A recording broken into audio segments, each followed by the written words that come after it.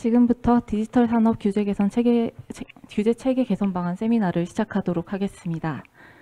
네, 본 세미나는 국회의원 윤영찬 의원실, 국회의원 김병욱 의원실, 그리고 한국 IT 서비스 학회가 주최하고 있고 한국인터넷기업협회가 주관하고 있습니다. 네, 행사 시작 순서로 이번 세미나의 주최를 하신 한국 IT 서비스 학회 학회장님이신 권원영 교수님께서 개회사를 하시겠습니다.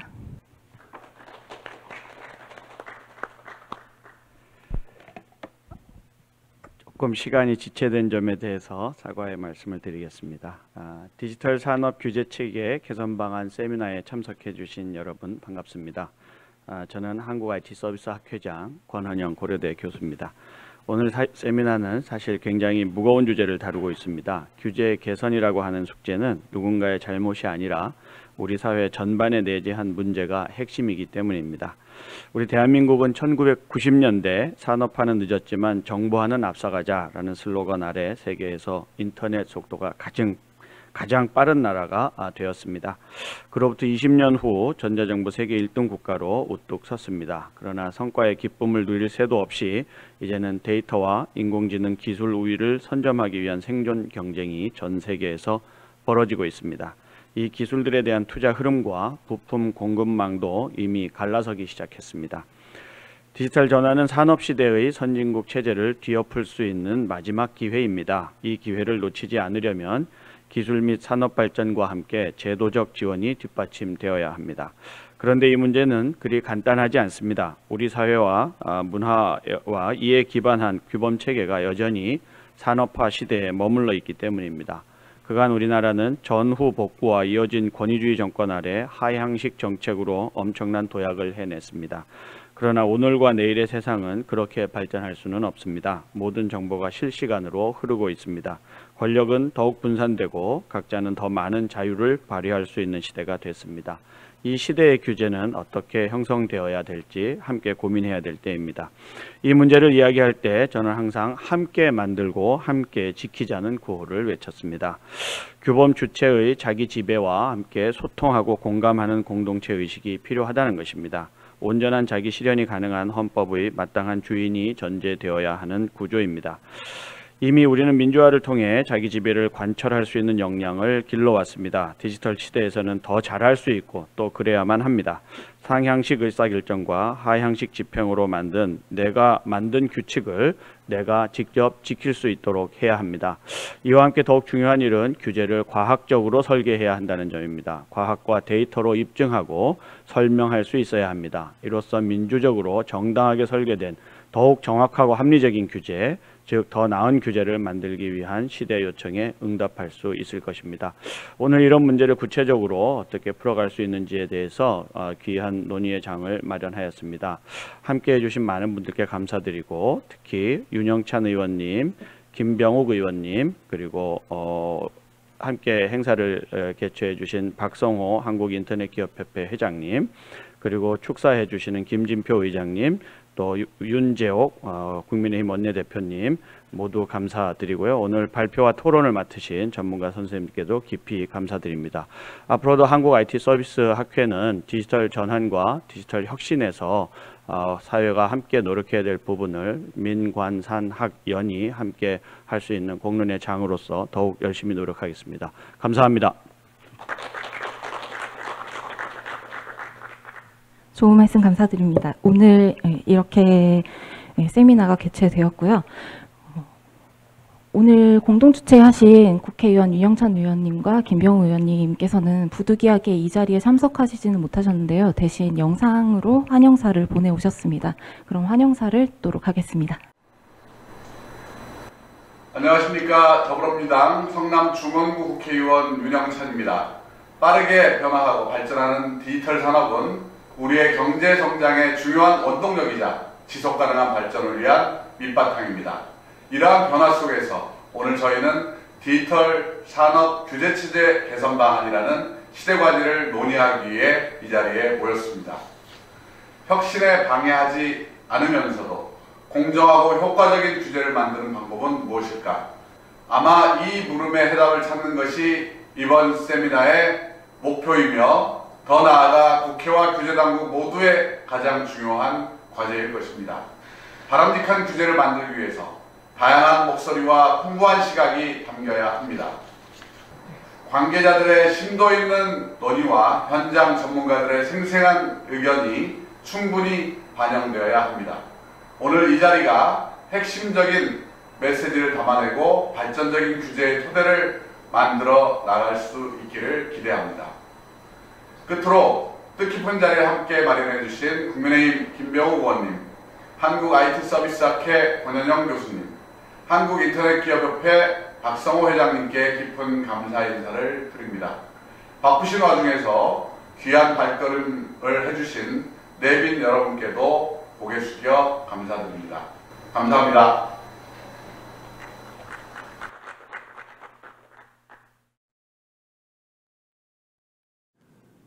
안녕하십니까. 국민의힘 김병욱 의원입니다. 디지털 산업 규제체계 개선 방안 세미나 개최를 진심으로 축하드립니다. 뜻깊은 세미나를 열어주신 윤영찬 의원님과 한국IT서비스학회 권헌영 교수님, 한국인터넷기업협회 박성호 회장님께도 감사의 말씀드립니다. 4차 산업혁명 시대에 디지털 산업은 새 시장을 개척하고 있습니다. 다만 변화를 예측하기 어렵고 복잡한 디지털 산업이 성장하려면 규제 개혁은 필수입니다. 그렇기 때문에 규제를 그저 완화하고 개선하는 걸 넘어 규제 체계 전반에 대한 논의가 필요한 시점입니다. 오늘 세미나에서 디지털 산업에 활력을 불어넣을 수 있는 혁신적인 규제 개선 방안이 논의되길 바랍니다. 고맙습니다.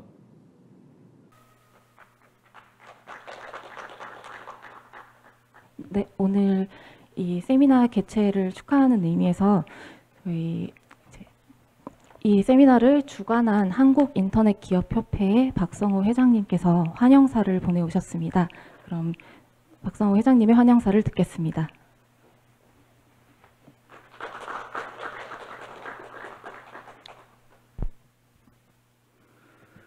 안녕하십니까. 한국인터넷기업협회 박성호 회장입니다.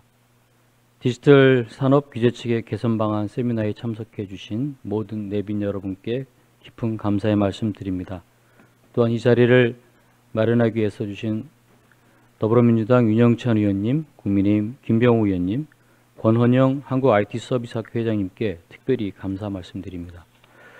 또한 오늘 세미나를 풍성하게 만들어 주신 발제자분 그리고 토론자분들께도 깊은 감사 말씀드립니다.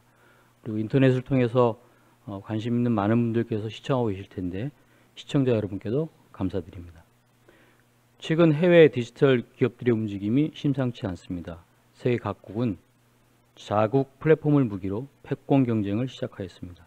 우리나라는 아직 해외 플랫폼에게 잠식당하지 않은 몇 안 되는 국가이고 자국 플랫폼을 통해 세계 경쟁이 아직 가능한 귀중한 기반을 갖고 있는 나라입니다.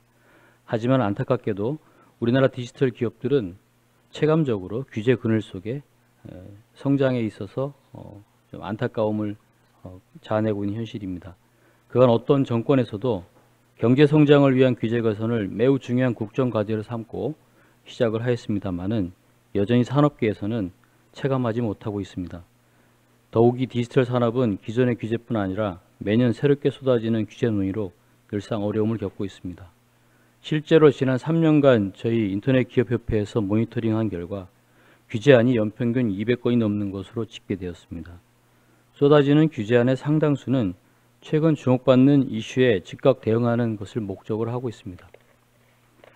디지털 산업에 대한 규제는 국제 정세와 현재 국내 시장의 환경 변화 그리고 특성에 대한 종합적인 고려를 바탕으로 해야 하지만 충분하지 않은 시간 동안 종합적인 분석과 증거에 기반한 신중한 접근을 통해 제시된 규제 대안인가에 대하여 의문이 제기되는 대목입니다.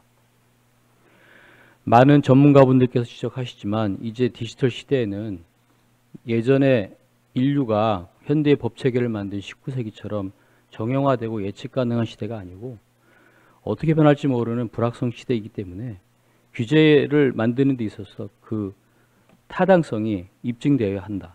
또 입법 과정에 있어서 상향식이 아니라 구성원들 간의 컨센서스가 필요하고 또 지금처럼 전문화된 시대에 국회가 하위 법령에 포괄임을 하는 그런 형태 역시도 많은 우려를 자아내고 있습니다.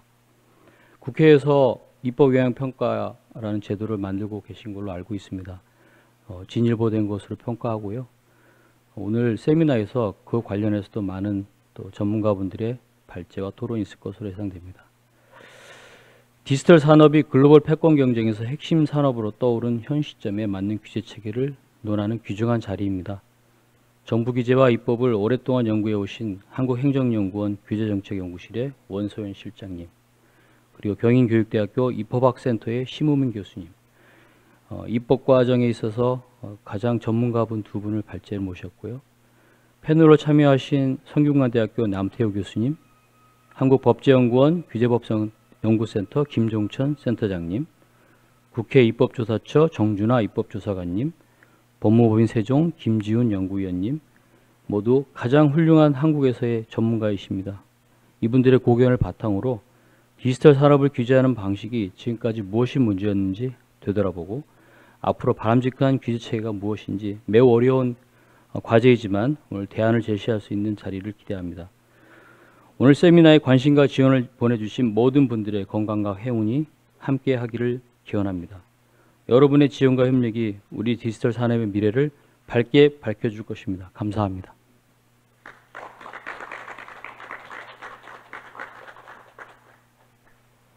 네, 더불어 이 행사를 축하하기 위해서 국회의장 김진표 의원님과 국민의힘 원내대표 윤재욱 의원님께서 축사를 보내오셨고요. 이거 서면으로 보내주셨기 때문에 가지고 계신 자료집에서 확인하실 수 있겠습니다. 예, 이번 행사는 예전에 예고했던 것처럼 네이버 TV를 통해서도 생중계되고 있습니다. 그래서 한국인터넷기업협회 네이버 TV 채널에서 저희 영상을 생중계로 보실 수 있고 저희 한국인터넷기업협회 홈페이지에서도 내용을 확인하실 수 있습니다. 그럼 본격적인 행사를 진행하기에 앞서서 먼저 사진 촬영하고 진행하도록 하겠습니다. 그럼 내빈 여러분께서는 앞으로 나와 주십시오.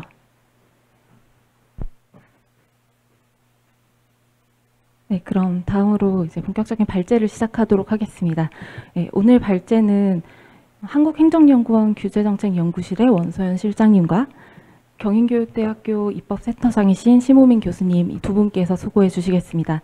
먼저 첫 번째 발제로 기업 생존을 위협하는 규제 사례와 규제 입증 책임제 고도화 필요성을 주제로 원소연 실장님께서 발제해 주시겠습니다.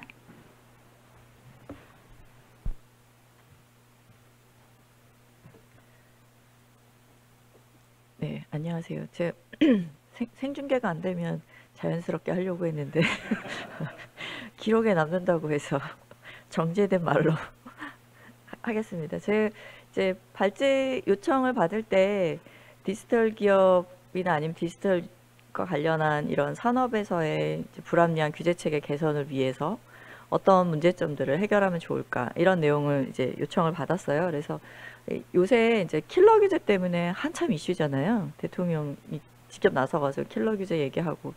그래서 이제 사실은 킬러 규제하고 관련된 내용이라고 생각하시면 될 것 같습니다.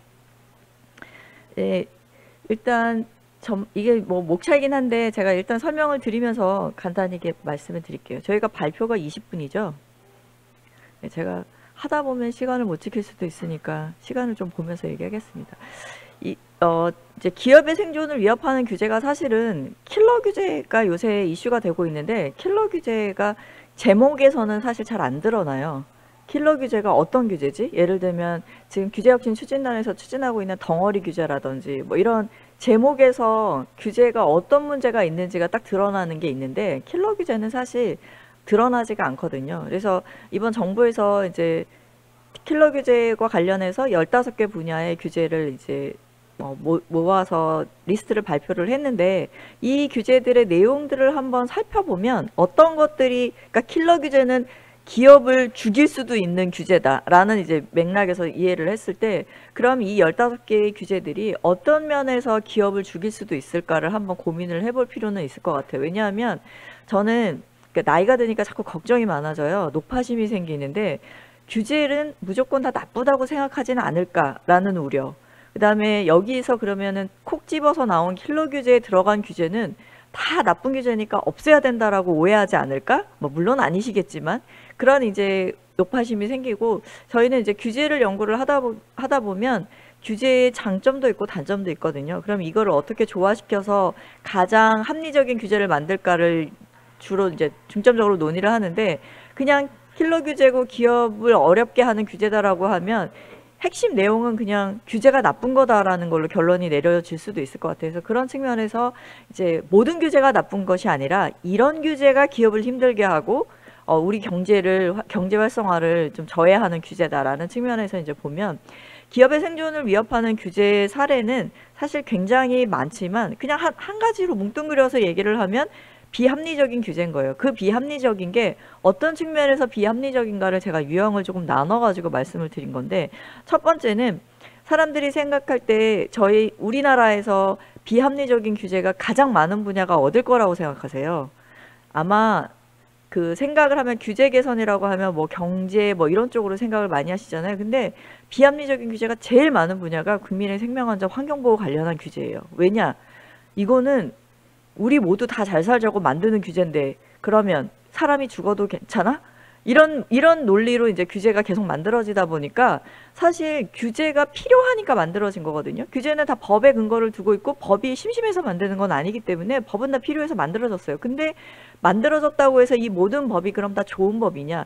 필요하지만 수단을 잘못 선택했을 수도 있고 뭐 강도를 잘못 선택했을 수도 있고 범위를 잘못 선택했을 수도 있고, 그런 것들을 우리가 지속적으로 검토를 해봐야 되는데, 사실 규제가 정말 국민의 생명안전하고 관련이 되어 있고 환경부전이랑 관련이 되어 있다라고 얘기하는 순간 이 규제에 손을 못 대는 게 사실 우리나라의 현실이었던 거죠. 그래서 사실은 규제가 필요하지만 그 필요한 거를 만들어내는 수단이 적절하지 않았을 때도 비합리성이 생길 수 있는 거고, 규제라는 게 사실 다 법에 근거를 두고 있으니까 법은 계속적으로 만들어지잖아요. 옛날에 만들었던 법이 그때 당시에는 정말 필요했고 정말 합리적인 규제였지만 지금은 기술이 발전하고 뭔가가 달라졌는데 지금도 그럼 그게 합리적이고 최선의 대안이었을까라고 생각해보면 아니라는 거죠. 환경이 바뀌면 그거에 따라서 규제도 바뀌어야 되는데 과거에 만들어져 있는 규제가 환경의 변화에 대응하지 못하는 규제, 이런 것들도 사실 기업을 굉장히 힘들게 하는 거고, 이제 이 두 가지는 그냥 일종의 유형이라고 보면 마지막 제가 보기에 가장 기업들이 힘든 건 뭐냐면 규제가 어떻게 갈지 불확실하다는 거예요. 우리나라는 이해관계자가 막 반대를 하잖아요. 그러면 어느 날 갑자기 그걸 못하게 하는 규제가 만들어지기도 해요. 입법이 그냥 어느 날 갑자기 만들어져서 어제까지 하던 사업이 오늘부터 못하게 되는 사업도 있는 거죠.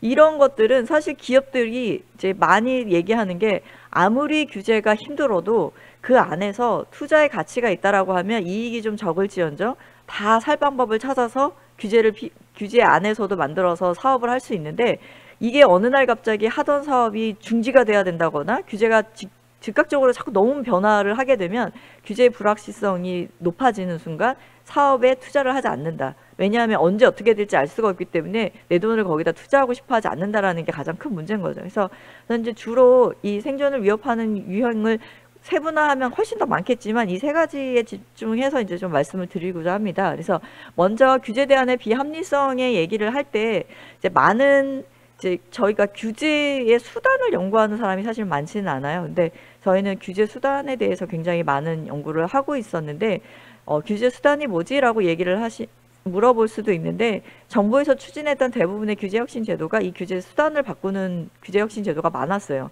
대표적으로 박근혜 정부 때부터 시작돼서 아직까지 이어지고 있는 네거티브 규제라든지, 아니면 요새 최근에 뭐 디지털 플랫폼에 대해서는 자율 규제를 도입해라라고 얘기했던 이 자율 규제라든지, 이런 것들이 규제 자체의 문제가 아니라 규제를 어떤 식으로 실현해 나가는가에 대한 수단에 대한 문제거든요. 근데 실제로 규제라는 거는 필요해서 만들어졌지만 그 규제가 현실적으로 작동하기 어렵다고 하면 사실 이게 합리적인 규제라고 보기 어려운 거죠. 제가 어제도 다른 이제 강의에서 이런 얘기를 새로 예를 들었는데 아주 극단적이지만 교통사고로 죽는 사람이 굉장히 많아요. 자, 교통사고로 죽는 사람을 아주 드라마틱하게 줄일 수 있는 가장 좋은 규제가 뭘까요? 저희 공무원분은 대답하시더라고요. 자동차를 다 없애면 됩니다. 맞습니다. 자동차를 없애면 됩니다. 이제부터 자동차를 안 타고 다니면 돼요. 자동차를 다 없애버리면 되죠. 근데 현실적으로 자동차를 없앨 수가 없거든요.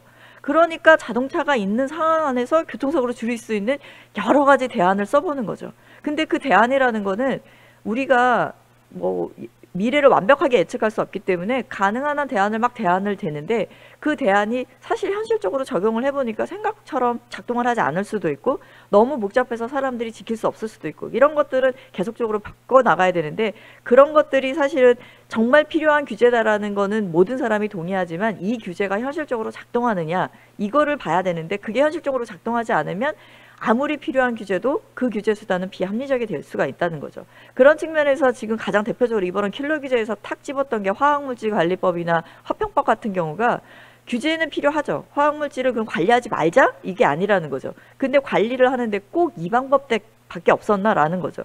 얼마 전에 저희가 이제 몇 년 전에 2018년에 그 제도를 했을 때 뭐 이거 관련해서 대한상이나 정경련이나 이런 데서 기업에 대한 의견을 많이 물어봤더니 잘 모르는 기업이 너무 많은 거예요.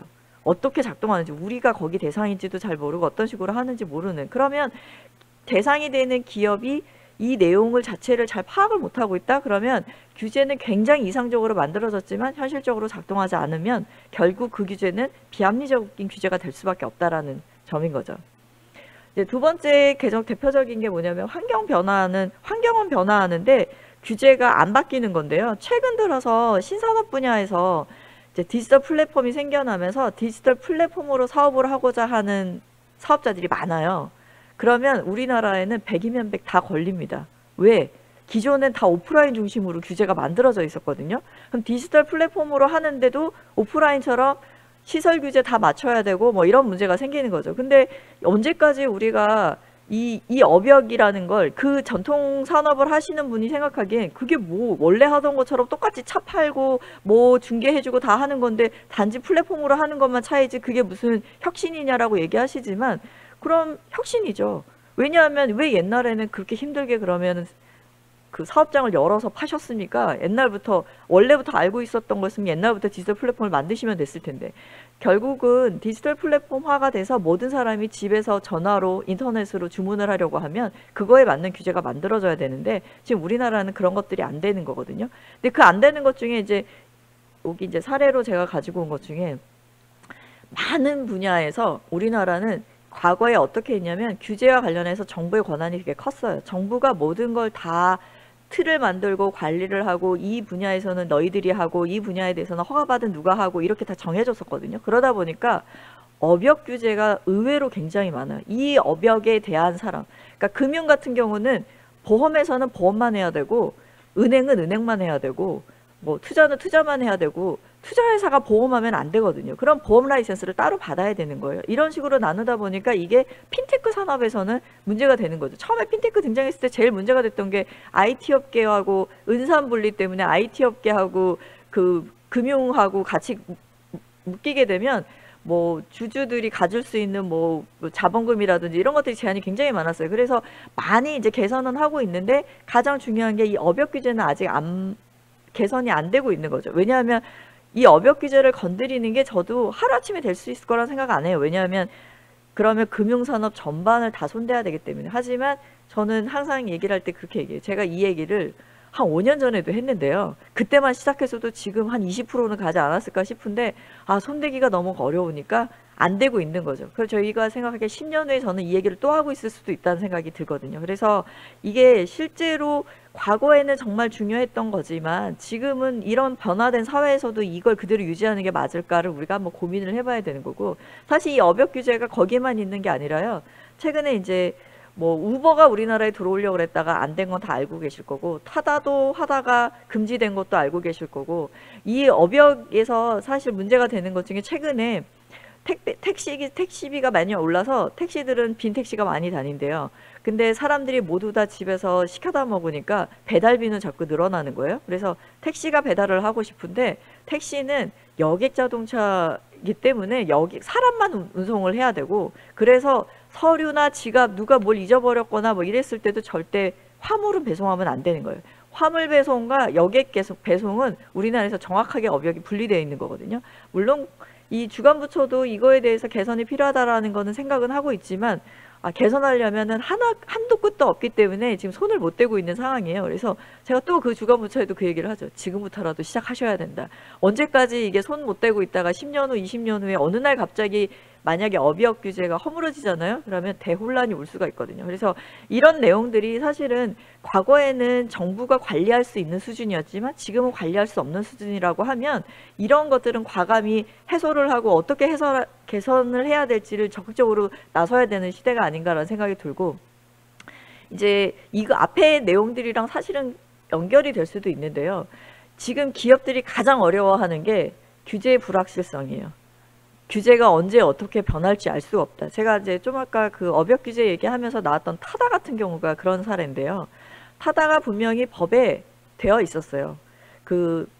택시는 사실 5명까지 탈 수 있는 승용차를 대상으로 하고 있고 승합차를 대상으로 하고 있지 않았거든요. 그래서 승합차에 대해서는 규제가 없었고 그 공항에서 사람들을 실어 나르는 그런 택시 그 운송이 가능했었거든요. 그래서 그 법에 의해서 타다가 운송을 하고 있었는데 택시가 생각하기에 저거는 택시를 가장한 그 사업이다라고 생각을 해서 되게 심각하게 반대를 했죠. 그랬더니 국회의원이 그 법을 바꿨어요. 그래서 타다를 금지하게 만들어서 일명 우리가 타다 금지법이라고 얘기는 하지만 사실은 이제 그 타다 금지법처럼 이렇게 그런 상황을 아예 금지를 시켜버리는 법을 만든 거죠. 이런 사례가 사실은 몇 년 전에도 있었는데요. 헤이딜러 지금은 TV 광고도 나오더라고요. 헤이딜러도 처음에 자동차 중개 매매 하는데 우리가 플랫폼으로 자동차 중개 매매를 하겠다라고 했을 때 사실은 그 자동차 중개업자들이 견제를 하지 않았어요. 왜냐하면 세상에 누가 자동차를 플랫폼으로 사겠어라고 생각을 했던 거죠. 근데 의외로 오픈을 했더니 사는 사람이 너무 많았던 거예요. 그래서 그거를 관련 국회의원이 관련 법안을 냈어요. 플랫폼으로 자동차 중개를 매매하려고 해도 주차장이랑 그 시설 기준을 다 갖출 것으로, 안 갖추는 경우 처벌하겠다라고 얘기를 했죠. 그래서 결국은 헤이들러가 문을 닫았거든요. 그랬더니 소비자들이 이제 항의가 너무 빗발치듯 그걸 이용하던 소비자들이, 그래서 결국은 다시 법을 바꿔서 헤이딜러가 그러니까 사업을 할 수 있게 법을 바꿔준 사례거든요. 이거는 사실 헤이딜러도 타다도 원래 법에 의해서 사업을 하고 있었는데 갑자기 법을 바꿔서 누군가 반대를 하면 법을 바꿔서 사업을 못하게 막을 수 있다는 거죠. 이렇게 되면 어느 시장에서 사실 그러니까 어느 사업자가 그 시장에다 투자를 하겠느냐라는 거죠. 안정적으로 지금은 어렵지만 점차적으로 내가 수익을 낼 수 있다라는 게 있어야지 사실은 그 미래를 보고 사업에 투자를 하는 거거든요. 그런 측면이 지금 이제 현재 비대면 진료하고도 관련이 많이 되어 있는데, 비대면 진료는 사실 이제 불확실성이라기보다는 그 코로나 때 약간 임시적으로 허용을 해줘가지고 이제 비대면 진료의 플랫폼 사업자들이 많이 등장을 했는데요. 이게 코로나가 지나고 나서도 이대로 계속 이제 풀릴 거라고 생각을 했겠죠라고 했는데 갑자기 정부가 너무 제한을 많이 걸어서 이제 코로나도 끝났고 그러니 이제 초지는 하지 말고 재진만 하고 뭐 이런 식으로 이제 제한을 너무 많이 둔 거죠. 그랬더니 사람들이 그럴 거면은 안 한다라고 해서 서비스를 너무 이제 취소를 너무 많이 하고 이러다 보니까 이제 이 플랫폼 서비스 업자들이 조만간 문을 닫을 수도 있겠구나라는 이제 위기 의식이 오는 거죠. 그런 상황에서 저는 사실 이게 이제 주간부처가 결정한 일이기도 하지만 사실 그 주간부처의 결정에는 비대면 진료를 끊임없이 반대하고 있는 단체가 있거든요. 그 단체의 의견이 들어갔을 것 같아요. 근데 우리가 하나 이제 그동안 뭐 타다도 그랬고 헤이딜러도 그랬고 그 시장을 공유하고 있는 사업자의 의견이 사실은 굉장히 많이 반영이 돼서 법이 만들어진 건데, 사실 따지고 보면 그 서비스를 이용하는 소비자들이 사실 배제가 되고 있어요. 근데 규제정책론에서 항상 문제가 뭐냐면 규제가 누구의 입김대로 가느냐에 대한 규제정책 이론에서는 보면 응집하기 좋은, 만약에 비용 부담자가 소규모예요. 기업이에요. 근데 이 편익을 모두 다 누리는 거는 전체 일반 국민 5천만 국민이에요. 그러면 5천만 국민은 절대 단결하지 않아요. 나에게 오는 편익이 나눠져서 오거든요. 돈은 2명이서 100만 원을 냈는데 혜택은 5천 명이서 100만 원의 혜택을 보는 거니까 나한테 50원 오고 100원 오는 거 오던지 안 오던지 상관없다라고 생각하기 때문에 응집이 되지 않는 거죠. 근데 기업은 응집이 되죠. 내가 50만 원씩 두 기업이 내야 돼? 그럼 우리 둘이 단결을 해서 더 못 내게, 이걸 더 낮출 수 있도록 이제 로비를 하는 거죠. 그래서 규제가 사실은 일반 국민을 대상으로 하는 규제인 경우에는 일반 국민들은 사실 별로 의견을 내지 않아요. 별을 의견을 내지 않다 보니까 기업의 의견대로 많이 가는 경우가 있는데, 우리가 이런 식으로 가게 되면 사실 소비자가 지속적으로 배제가 되고 결국은 따져보면 사회 전체의 편익이 줄어드는 걸 수도 있거든요. 그래서 향후에는 규제에서 좀 소비자의 의견을, 그러니까 제가 말하는 소비자의 의견이라는 게 소비자 단체 의견을 얘기하는 건 아니에요. 소비자 단체도 조금 또 예외적일 수 있거든요. 그래서 전체 국민의 의견을 조금 반영할 수 있는 그런 내용이 있어야 되지 않을까라고 생각이 들고, 타다를 제가 좀 아까 다 말씀드렸기 때문에 여기는 안 하고 넘어갈게요. 헤이딜러하고 타다를 얘기했기 때문에. 이제 이거와 관련해서 불확실성과 관련해서 지금 플랫폼 시장이 사실은 제일 이슈기는 해요. 그래서 디지털 플랫폼과 관련해서 사실은 디지털 플랫폼이 저희가 이제 올해 제가 과제로 이거 연구를 하고 있어요. 그래서 막 이해관계자 의견도 다 듣고 하는데, 이 디지털 플랫폼이라는 게 단계가 되게 여러 가지인데요. 과거의 사업들 같으면 사업자와 소비자가 있는데, 이 디지털 플랫폼은 그 안에 디지털 플랫폼사가 있고, 그 안에 들어간 입점업체가 있고, 그 안에서 배달하는 배달 라이더가 있고, 그 안에서 물건을 사는 소비자가 있고, 굉장히 다층적으로 구성이 되어 있어서 이게 사실은 사업자와 소비자 간의 관계로 규정하기가 조금 애매해지는 상황이 되거든요. 누구는 하나의 단체가 사업자가 되었다, 다시 소비자가 되었다, 이게 공급자가 됐다, 수요자가 됐다, 왔다 갔다 하기 때문에, 그래서 이런 내용에 대해서는 저희는 이제 우리나라가 규제를 되게 아시죠? 아까 파이팅한 것처럼 우리나라는 빨리빨리를 되게 중요하게 생각해요. 무슨 시장이 생기면 일단 법부터 만들고 봐야 되거든요. 근데 이 법부터 만드는 게, 법은 한번 만들어지면 바꾸기도 어렵고 없애기도 어려워요. 잘못 만들었을 때 개선하는 것도 엄청 어려워요. 그래서 법은 신중하게 만들어야 된다 라고 해서, 사실은 영국에서 규제 샌드박스가 처음 등장한 게 그거예요. 핀테크를 발전시키는데 금융 규제로 적응하기는 그렇고, 그럼 핀테크 규제를 새로 만들기에는 우리가 시장을 너무 모르고, 그래서 규제 샌드박스가 들어와서 아직까지 10년 가까이 지금 운영이 되고 있거든요. 근데 우리나라는 너무 법을 빨리빨리 만드는 경향이 있다. 그런 측면에서 사실 디지털 플랫폼 시장이 확대된 게 사실 코로나 때 확대가 됐기 때문에 조금 지켜봐야 되지 않을까라는 생각이 드는데, 여기에 만약에 뭔가 법이 만들어진다라고 하면 아무래도 디지털 플랫폼 시장에 들어오는 사업자들에게는 위축이 되겠죠. 근데 이 위축이 되는 게 법이 잘못돼서 위축이 되는 게 아니라요. 그동안 우리나라의 규제 체계를 몸소 체험했잖아요. 한번 만들어지는 순간 뭔가 입김이 센 사업자 위주로 가겠다라는 이런 두려움이 있는 거죠. 그래서 사실 사업자들이 법을 만드는 거에 대해서 좀 두려워하고 있다라는 거죠. 그래서 이제 이거를 해소할 수 있는 방법으로 사실은 이제 기업에서 요구하는 게 입증 책임 전환제예요. 이게 이제 지난 정부 때는 규제 입증 책임제라는 걸로 얘기가 되어 있었는데요.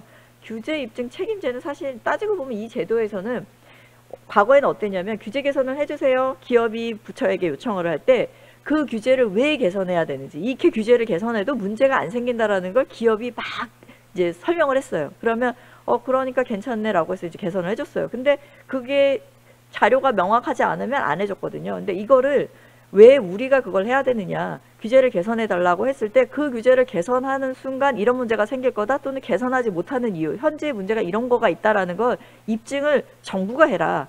입증을, 만약에 문제가 생긴다라는 입증을 정부가 하지 못하면 개선해주는 쪽으로 가는 게 맞지 않냐라고 요청을 했기 때문에, 사실은 입증 책임을 기업이 하느냐 정부가 하느냐의 차이거든요. 그래서 저희는 이제 내부적으로 저희 연구원에서 같이 연구하시는 분끼리 입증 책임제가 아니라 입증 책임 전환제라고 얘기를 하자라는 얘기를 많이 했었거든요. 그래서 입증 책임 전환제인데, 사실 입증 책임 전환제에서 좀 한계가 뭐냐면요, 모든 규제가 과학적으로 입증이 필요한 규제는 아닙니다. 그게 사실은 한계예요. 지난 정부에서도 규제 입증 책임제를 되게 대대적으로 추진을 했고, 각 부처별로 입증 책임을 하기 위해서 막 기존 규제 심사위원회도 다 별도로 만들고 했거든요. 근데 왜 안 되냐면, 모든 규제가 과학적으로 입증되는 건 아니거든요. 과학적으로 입증될 수 있는 사례가 몇 개 없어요. 그러다 보니까 사실 입증 책임 전환제가 모든 규제에 적용이 돼서 뭐 여기에서 없다라고 하면은 무조건 다 바뀔 거라고 이제 기대를 하시는 건 조금 무리가 있는 거고, 다만 이 입증 책임 전환제를 강조하게 되면 어떤 차이가 있냐면, 정부가 이 규제를 개선을 하려고 할 때, 또는 바꾸려고 할 때 시장 조사를 되게 열심히 해보겠죠. 왜냐하면 입증 책임을 해야 되니까. 왜 어떤 문제가 생긴지 조사를 해보겠죠. 그렇게 되면 사실은 과거보다는 우려 있죠. 지금 아직까지 우리나라에서 규제 개선이 안 되는 것들은 정부가 그렇게 되면 그렇게 될 거야, 가정의 전제에서 우려를 하는 거죠. 만약에 여기서 규제를 완화해주면 다들 사고가 날 거야, 뭐 문제가 생길 거야, 다 공정하게 거래가 안 될 거야라는 가정에 근거한 건데 그 가정을 정말로 현실화할 수 있는지 자료를 좀 더 찾아볼 수 있는 그런 그러니까 환경을 좀 조성한다라는 측면에서는 저는 좀 의의가 있다라고 생각이 들고 실제로 기술이 접목이 되어 있는 경우에는 입증 책임 전환제가 굉장히 유용할 거라고 저는 생각이 듭니다.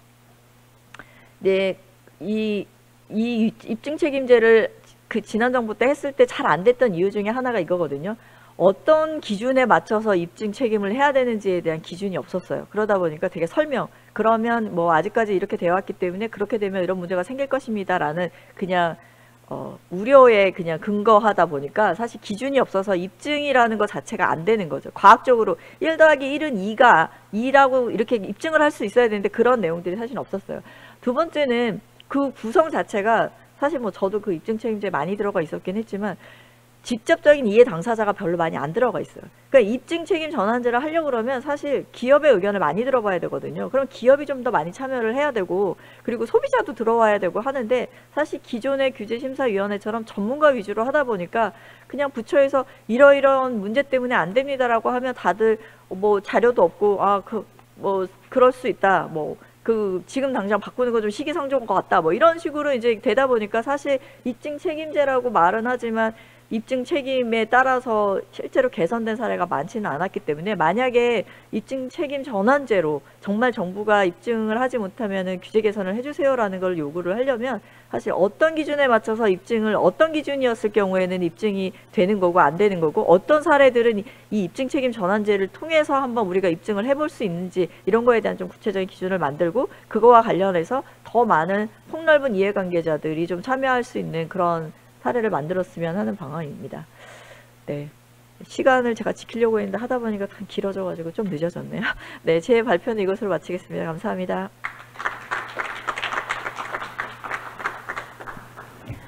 네, 한국행정연구원 규제정책연구실의 원소연 실장님의 발제를 들었습니다. 그럼 두 번째 발제는 디지털 산업 분야 입법에 대한 입법학적 접근과 대응이라는 주제로 경인교육대학교 입법학센터 센터장이신 심우민 교수님께서 발제해 주시겠습니다. 예, 안녕하십니까. 경인교대 심우민입니다. 우선 앞서서 그 원소영 실장님 이제 말씀해 주신 거 굉장히 또 의미 있게 들었고, 그 다음에 이제 아마 말씀해 주신 대부분의 사안에 제가 직간접적으로 뭐 의견을 줬던 것도 있고 또 일부 참여했던 것들도 있는데, 사실 이제 저런 이제 새로운 이슈, 디지털 전환과 관련된 이슈에 뭔가 발언을 하고 뭔가 답변을 준다라는 게 되게 쉽지는 않습니다. 이제 그 이유 중에 하나가 규제가 개선돼야 된다라는 그 방향성은 포괄적으로 알겠는데, 우리가 소위 이런 말을 하죠. 악마는 디테일에 있다. 근데 이것을 조문으로 만들 때는 그 만드는 나름의 이제 고민들이 분명히 있었다라는 거죠. 그래서 그 이제 요런 그 디테일들을 어떻게 할 것인가라는 문제 때문에 이제 제목 자체를 이제 입법학적 접근이라고 이렇게 이야기를 해 두었습니다. 오늘 이제 말씀드릴 내용은 총 4가지로 말씀드리는데, 기존의 이제 디지털 법제, 꼭 이제 디지털에 한정되는 것은 아니지만 법제에 있어서 어떤 입법 경향에 대한 평가를 입법학의 연구 영역별로 조금 살펴보려고 하고요. 그 다음에 이제 디지털 전환 시대에서는 어떤 입법적인 대응이 필요하겠는가, 여기서는 이제 법의 어떤 속성이 바뀌는 측면들을 좀 말씀을 드릴 겁니다. 그 다음에 그 입법 영향 분석, 아까 이제 규제 입증 책임 전환제 이거 말씀을 해주셨는데, 이제 그 맥락으로 보자면 입증을 한다라는 것이 바로 입법 영향 분석이다라고도 볼 수 있을 것 같습니다. 그리고 마지막에 이제 입법 영향 분석의 기준과 방법, 이렇게 말씀을 드릴 거고요. 다만 한 가지 이제 요 내용들을 설명드리기에 앞서서 조금 언급을 드려야 되는 게, 우리가 이제 규제라고 하는 그 단어를 쓰고 있는데요. 이게 이제 해외 주요 국가들에서 레귤레이션이라고 하는 규제라는 것을 받아들이는 그 의미와 우리나라에서 규제를 이야기하는 의미는 좀 다를 수도 있을 것 같습니다. 같은 측면들도 분명히 있지만, 이제 그것 중에 하나는 뭐냐면, 이게 정부 관료 입장에서 규제라고 할 때는 말 그대로 통계가 더 중요합니다. 우리 정부에서 규제가 얼마 감축돼서 산업적인 지능 효과가 이 정도 있었어. 그러다 보니까 항상 그 숫자 조작을 한다라는 거죠. 그걸 어떻게 하면 감축된 수치로 보여줄까? 있다라는 거. 근데 이제 제가 모두에 말씀드린 것처럼 악마는 디테일에 있다라는 건 뭐냐면 그 숫자가 중요한 게 아니고 실제 이 시장에서의 플레이어들이 자유롭게 활동할 수 있는 그런 입법이 가능하냐라는 그런 측면으로 좀 접근을 한다. 그래서 저는 애써 이제 규제, 입법 이 두 가지의 단어를 영향 분석 앞에 이제 붙이는데 그렇다고 한다면 입법 영향 분석이라는 단어가 더 적절하다. 그러니까 우리가 법에서 정한 규제가 아닐지라도 어떤 우리가 검토해야 될 입법의 내용들은 많다. 요 말씀을 드리고 시작을 하도록 하겠습니다. 요 지금 보시는 장표는 그간에 이제 우리나라에서 이제 입법학 또 독일이나 뭐 영미권에서 드래프팅이라고 하는 입법학 연구의 영역들을 좀 구분을 한 건데요. 뭐 세부적인 내용들은 말씀드릴 필요는 없을 것 같고 오늘 살펴볼 거는 입법 이론하고 입법 논증론 요 두 가지는 빼고 저거는 이제 우리가 이론적인 관점하고 실무적인 관점에서 이야기하는 거라서 이 두 개는 빼고 입법정책결정론, 과정론, 기술론, 영향분석론 요 구분 속에서 문제점을 좀 말씀을 드리겠습니다. 입법정책결정론이라고 하면 결국엔 우리가 뭔가를 정부가 움직이려면 정책 결정을 해야 되는데 이게 단순한 정책 결정이 아닌 거죠. 아까 원소연 실장님 말씀해 주실 때 이게 실정화 된다라는 것 때문에 한번 법이 만들어지면 바꾸기도 쉽지 않기 때문에 그것에 대한 정책 결정은 또 일반적인 정책 결정하고 좀 다르다는 겁니다. 그래서 이제 이런 정책 결정을 할 때는 사실은 과학적인 분석 아까 이제 강조를 해주셨는데 뭔가 실증적인 통계나 이런 거에 입각해서 우리가 얘기를 해야 되는데 예를 들면 이제 요 새로운 정부 들어서도 허위 조작 정보라고 얘기하는데 이제 이런 것에 대한 규제나 조정의 문제 이런 것들이 많이 나오고 있는데 이게 객관적인 수치나 아니면은 실제 과학적인 분석을 통해서 입법 대안이 그러니까 방향성이 설정되지 않는다라는 거죠. 그냥 어떤 정치인이 이거 규제해야 돼라고 하면 그 방향에 맞춰서 간다. 그게 정책 결정이 돼 버린다라는 그런 문제점. 그 다음에 이제 뭐 예를 들면 입법 정책 결정과 관련해서 저 확률형 아이템 규제 법안 같은 경우에는 이 전문형 검토 보고서에서 분명히 이게 문제가 있을 수 있다. 헌법적인 비례성의 원칙의 측면에서 문제가 있을 수 있다라고 얘기를 했는데도 그런 정책적인 결정을 반영하지 않는, 그러니까 신뢰하지 않는 거죠. 전문성에 대해서. 그다음에 이제 규율 소재라는 것은 이 규제를 어디다가 둬야 될 거냐. 이런 것들에 대한 판단도 되게 면밀하게 이루어져야 되는데 오늘 이제 여기 참석하신 분들이 대부분 관련된 입법에 참여해 보셨지만 그냥 막무가내로 그냥 막 이렇게 삐집고 들어가거든요. 어디다가 막 넣으면 책에 맞을 것 같아 뭐 이런 식으로. 그래서 규율 소재라는 것의 판단도 정책 결정의 하나의 항목인데 이 부분 대충 하고 있다. 그래서 그 예로 매크로 방지 및 규제법 한 수년 전에 이제 요게 문제가 됐었는데 이때도 보면 이걸 어디다 둘 거냐. 경범죄 처벌법에 둘 거냐, 공연법에 둘 거냐, 정보통신망법에 둘 거냐, 뭐 여러 가지 논란들이 있었는데 이것에 대한 분석이 없고 각자 다 발의가 됐습니다. 이게 이제 규제 혼선을 발생시키는 입법정책 결정론적인 문제점이고, 그다음에 이제 입법 영향 분석론적인 문제점인데 아까 입법정책 결정론에서도 사회과학을 방법론, 객관성 이런 걸 강조를 했지만 이 영향 분석도 이제 그걸 강조를 합니다. 근데 이제 굳이 입법학적인 측면에서 좀 접근을 해보자면 입법정책결정론은 사전적 영향 분석에 해당된다라고 보시면 될 것 같고요. 여기서 이제 말씀드리는 거는 이제 뭐 사전 사후 다 포함해서 영향 분석. 과거에는 이제 우리가 입법평가라고 불렀죠. 근데 첫 번째는 문제 원인에 대한 실증적 근거 확인을 거의 하지 않는다. 아까 규제 입증 책임 전환제 우리 원소연 실장님 말씀해 주실 때도 보면은 이게 사람들의 의견을 들어서 그냥 대충 이런 것 같아 라고 하고 넘어간다라는 거죠. 그 다음에 이제 입법 효과에 대해서도 과학적으로 분석하려고 하지 않는다. 예측이나 검토 이런 것들 거의 하지 않는다라는 겁니다.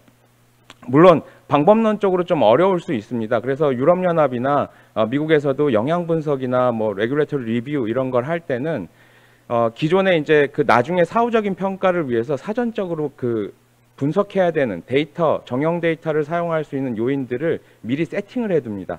그래서 몇 년 뒤에 그거에 맞춰가지고 평가를 하거든요. 그래서 실증 근거를 현 단계에서 확인하지 못한다고 해서 향후에도 못할 거야가 아니라 평가할 수 있는 요소들을 사전에 설정하는 것도 입법을 하는 단계에서 굉장히 중요하다라는 말씀을 드리고, 그다음에 이제 입법 기술론, 이거는 이제 입법 테크닉인데요.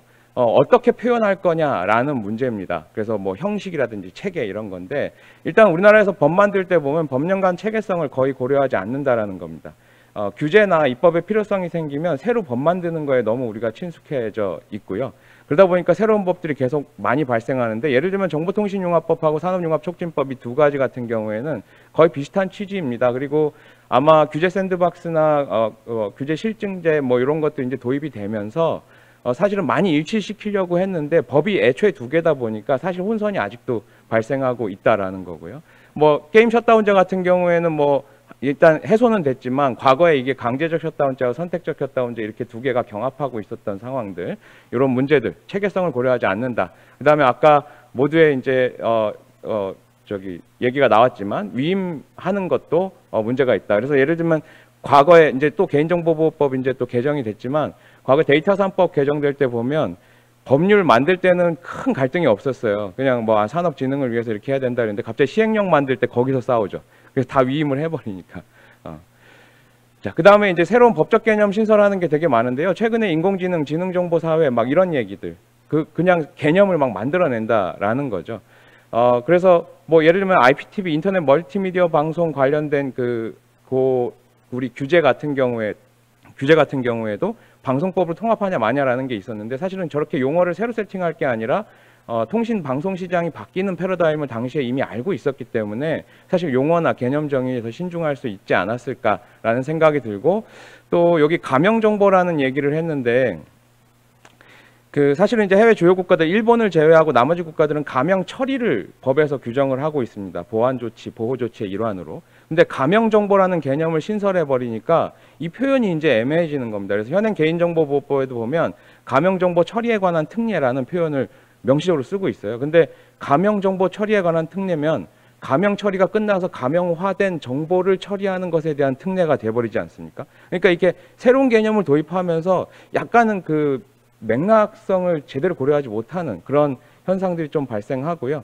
그다음에 이제 이게 웃긴 얘기인데, 과거 국가정보화기본법을 지능정보화기본법으로 또 바꾸면서 지능정보 서비스 과의존이라는 개념을 세계 최초로 우리나라에서 탄생시켰습니다. 그러니까 예를 들면 인터넷 중독이라는 개념이 과거에 있었는데 이것을 인공지능에도 도입하는, 이게 개념에 대해서 입법기술론적인 고민이 없다라는 이제 그 말씀을 드리고요.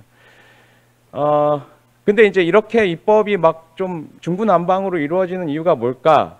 첫 번째는 이 실질적 심의 및 검토 가능성이 없다라는 거거든요. 예를 들면 데이터 3법 관련해 가지고 일단 위치정보법도 사실은 개정 대상 중에 하나였는데, 그냥 그냥 우리가 뭐 이런 거 어떻게 심의해? 이건 다음번에 해라고 해서 위치정보법은 또 외톨이로 남겨뒀다라는 게 하나 있고요. 그래서 심의를 거의 하지 않았다. 아시지만 데이터 3법 개정돼서 통과될 때도 반론을 제기한 의원님들이 두세 분 있었지만 실질적인 심의가 사실은 이루어지지 않았다라는 겁니다. 그다음에 두 번째는 입법 과정 중에 자체적인 판단 전문성이 없다라는 거예요. 이거는 뭐냐면 이미 다들 아시겠지만 위치정보법에 보면 개인 위치정보하고 사물의 위치정보 두 가지가 구분이 되어 있었거든요. 근데 이제 사물의 위치정보에 대한 동의 규정이 있었는데 이 규정을 없애야 이것이 산업진흥에 도움이 된다라는 거였어요. 사실은 이 주장은 제가 먼저 했었어요. 조사처에 있을 때. 그러다가 실제 법을 만들다 보니까 이거 프라이버시에 대한 우려가 완전히 가시지 않는데 라는 그런 판단이 들어서 좀 중단을 했던 거였는데, 국회에서 어떤 일이 있었냐면 4차 산업혁명위원회 해커톤에서 요거 동의규정 처리해달라고 국회에 요청을 하니까 그냥 바로 반영을 해버립니다. 그러니까 심의할 수 있는 전문성이 없다라는 거예요. 국회 스스로가. 그래서 그때 당시에 회의록에 보면 정부에서도 강하게 요청하니까 통과시키자. 근거를 이야기하지 않습니다. 심의할 수 있는 전문성이 없다라는 거고요. 그다음에 아까 이거 원선 실장님도 요 얘기해 주셨는데, 공식적인 이해 당사자의 의견 수렴할 수 있는 절차, 그러니까 우리가 공청회나 청문회나 입법 예고할 때 노티스 앤 커멘트 하는 절차가 있지만 그런 거 말고 법안 심의 과정에서 이해 당사자들이 의견을 투영하고 그것을 공식적인 기록화할 수 있는 제도가 존재하지 않는다라는 거고요. 그다음 마지막에 이거 입법 절차 시일 소요의 적절성, 이거 뒤에 잠깐 또 더 얘기를 드릴 텐데, 예를 들면 액티브엑스 관련해서 전자선명법 통과되는 그 시일을 보면 이미 개정안은요 발의가 돼 있었는데 그게 3, 4년 뒤에 갑자기 통과가 되거든요. 그러면 거의 3, 4년을 그냥 시간을 끈다라는 거죠. 그래서 심의 이런 문제들이 중복돼서 이상한 법안들이 만들어진다라는 말씀을 드리려고 했고, 요거는 왜 가지고 왔냐면요, 우리가 국회에서 단순히 법안을 심의하지 않는다라는 이렇게 포괄적으로 접근할 게 아니라 어디서 문제인가를 좀 짚고 들어가야 될 것 같아서 요게 이제 20대 국회에 한 58개 정도 되는 주요 ICT 법안들을 분석을 하면서 이 ICT 법안들이 통과되는 소요 일수를 조금 분석을 해봤어요. 근데 그 거의 90% 넘는 그 평균적인 그 기간이 어디서 소요가 되냐면 위원회 회부된 다음에 소위원회 전문위원 그러니까 그 법안 검토 소위원회 들어간 단계에서 거의 90% 넘는 법안들이 다 체류를 하고 있습니다. 근데 이게 왜 그러냐면 사실상 이 소위원회 의사결정 절차는 사실상 만장일치제로 가거든요. 각 당이 다 합의를 해줘야 법안이 통과가 돼요. 그러니까 무쟁점 법안일 때만 통과될 수 있고 쟁점이 조금이라도 있고 논란이 있을 수 있으면 통과되지 않는다라는 거예요.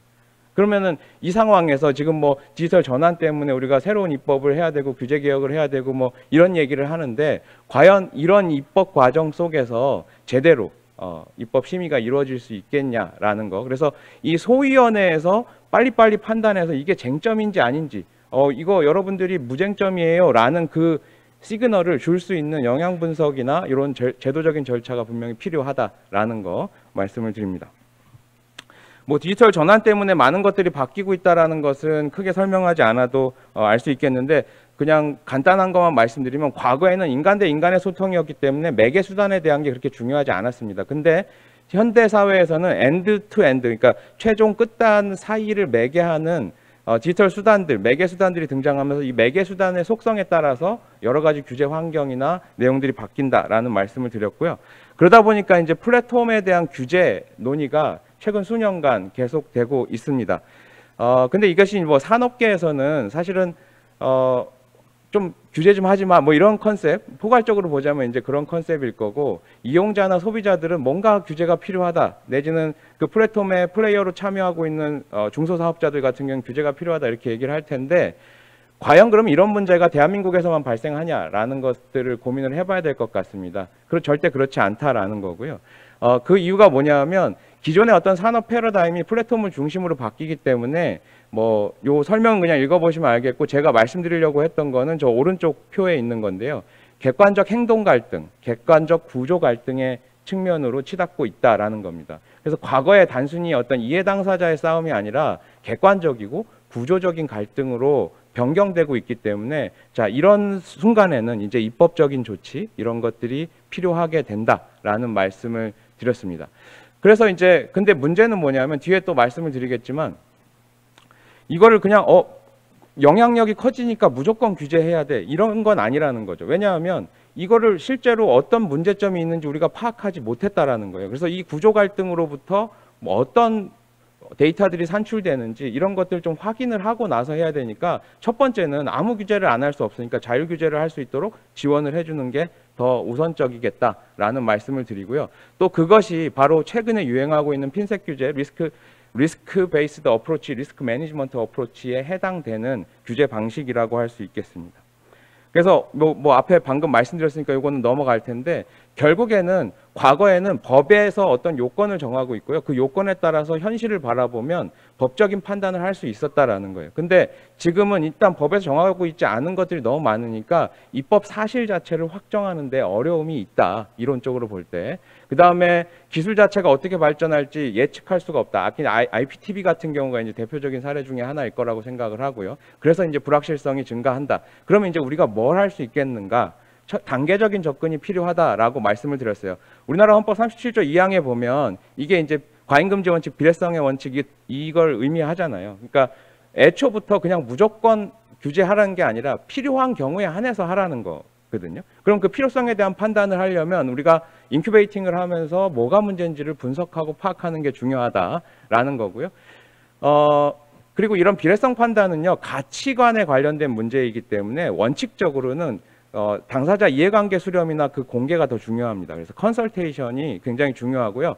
유럽연합 같은 경우에는 이제 아까 원선 실장님 말씀해 주셨지만 일반 시민들은 의견 제시를 잘 하지 않습니다. 그렇기 때문에 컨설테이션 플랫폼을 IT 수단으로 만들어가지고 굉장히 광범위하게 활용을 하고 있습니다. 그래서 이게 우리나라에서도 이제 어떤 입법의 심의나 이런 거 할 때 퍼블릭 컨설테이션 이런 것들을 조금 더 강화할 필요가 있겠다라는 말씀을 드리고 요거는 이제 이론적인 배경인데요. 왜 입법 사실을 확정하기 힘들겠냐라고 했을 때 요 간단하게만 말씀드리겠습니다. 리스판시블 로라고 해서요. 과거에 우리는 형식적인 개념적인 법을 되게 중시 여겼어요. 규제를 이야기할 때는. 근데 이제는 그 형식이나 개념을 가지고는 상황 변화에 대응하기 어렵다라는 거예요. 그러니까 포괄적으로 그냥 위험에 대처해라는 목적만 주고 사실은 규제가 조금 엉성해지고 있는 게 법 변화의 어떤 패러다임 전환이다라는 거고요.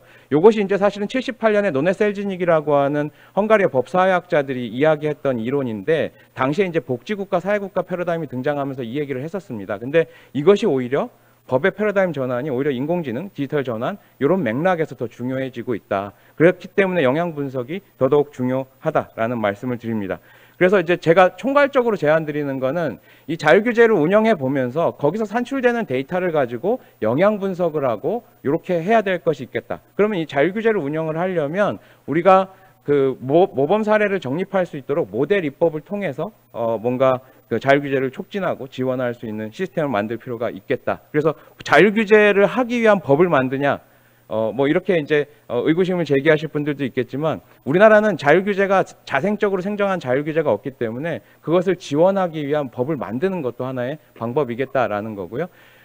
그리고 이제 이런 전체적인 맥락에서는 영향 분석이라는 게 제도화될 필요성이 있겠다라는 얘기를 했어요. 근데 요거는 아까 말씀드렸기 때문에 넘어가겠습니다. 일단 불확실성이 강조된 상황이었다. 그 다음에 이것이 단순히 이해 당사자 갈등이 아니라 객관적 구조 갈등의 성격을 지니기 때문에 법을 개선하는 것이 필요하다. 그래서 입법 영향 분석이 필요하다. 그 다음에 거시적인 사회적 컨센서스가 필요한 영역이다. 그래서 몇몇 관료나 몇몇 현자들이 결정을 해서 이렇게 변경시키면 돼라고 할 수 있는 부분이 아니라는 말씀을 드리겠습니다. 그러면 우리나라에서 과거에 이제까지 활용할 수 있는 영향 분석 제도는 없는가라는 것들을 좀 살펴봤는데요. 첫 번째는 과학기술기본법상 기술영향평가 규정이 있습니다. 근데 다들 아시겠지만 요 과기정통부에서 하고 있는 기술영향평가는요. 기본적으로 그냥 이벤트적인 성격이 강합니다. 그래서 뭐 예를 들면 인공지능 기술, 유전자 가해 기술, 무슨 기술 해가지고 뭐 이렇게 뭐 설명회도 하고요, 토론회도 하고 막 이렇게 하고 끝날 때 대안은 뭐냐면 위험할 수 있으니까 조심하자. 근데 제가 아까도 말씀드렸지만 악마는 디테일에 있다라고 했습니다. 이런 식으로 포괄적인 과학기술 기본법상 기술영향평가는 거의 의미가 없다. 국민의 이해를 제고한다라는 측면에서는 의미 있지만 영향평가라는 측면에서는 의미가 없다. 이렇게 얘기하면 과기정통부에 싫어할 텐데 아무튼 그렇고요.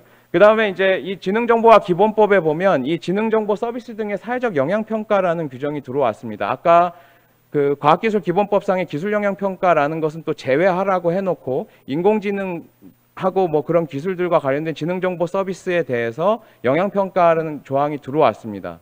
이 조항은 아까 어떤 현실 상황의 불확실적인 변화에 대응하기 위해서 영향평가 조항을 해외에서 다 두고 있는 것을 반영해서 우리나라도 이것을 법제화한 건데요. 그 법제화 취지를 정확하게 이해하지 못하다 보니까 이것을 주관하고 있는 기관들이 아직도 이게 들어온 지 몇 년 됐거든요. 근데 아직도 실제로 이 사회적 영향평가를 안 하고 있다. 그러니까 거의 유명무실하다라고 보시면 될 것 같고요. 또 실제 내용에 봐도 이것이 영향평가를 해서 어떤 사회적인 문제점이 있다라고 했을 때 입법에 반영하는 프로세스가 전혀 없습니다.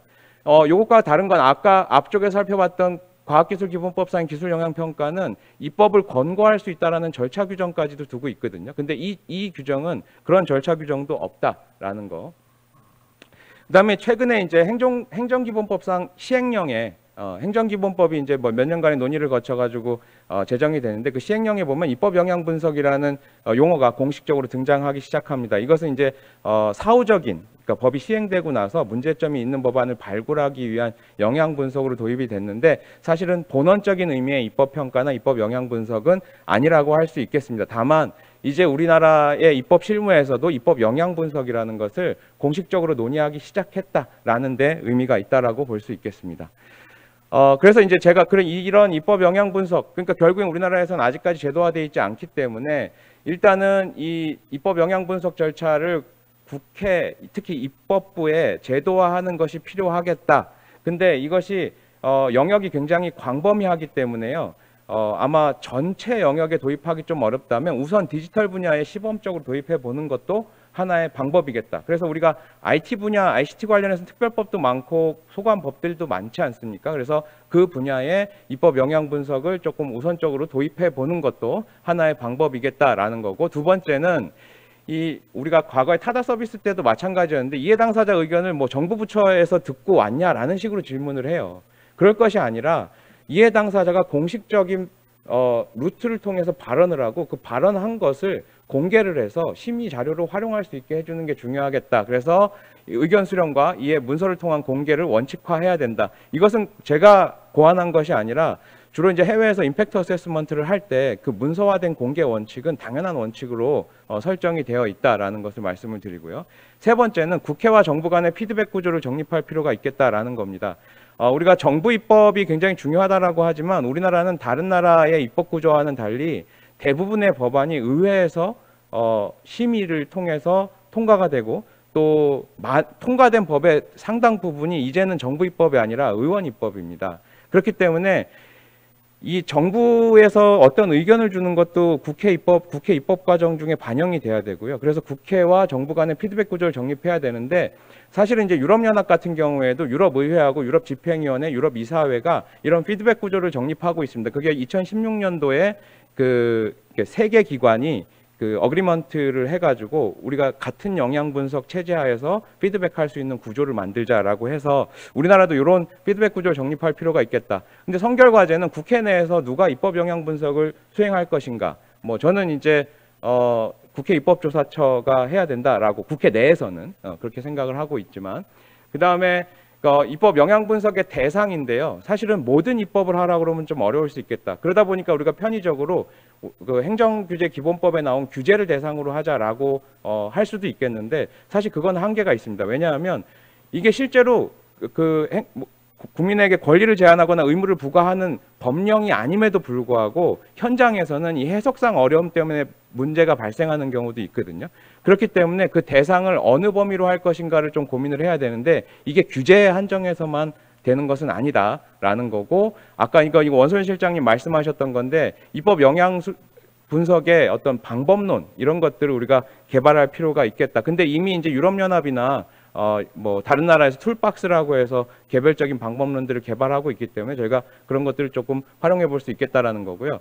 제가 지금 이 말씀을 드릴 때 의문을 가졌던 몇몇 분들도 계실 겁니다. 뭐냐 하면 영향 분석이라는 게 우리도 규제 영향 분석 아까 원소연 실장님 얘기했던 규제 영향 분석도 있고 환경 영향 평가도 있고 뭐 성인지 예산 뭐 관련된 영향 평가, 영향 분석, 부패 영향 평가 이런 거 되게 많이 있습니다. 그럼 그런 제도들 다 있는데 또 입법 영향 분석을 만들자고 할 수가 있겠습니다. 그래서 제가 가지고 온 게 저게 2002년도에 유럽연합도 마찬가지였어요. 그래서 뭐 중소기업 영향 평가, 환경 영향 평가, 규제 영향 평가 다 따로따로 있었거든요. 근데 그것이 이렇게 분산돼 있다 보니까 실제 입법 심의하는 데 도움이 안 된다. 그래서 그걸 통합하자라는 얘기를 2002년도에 시작을 합니다.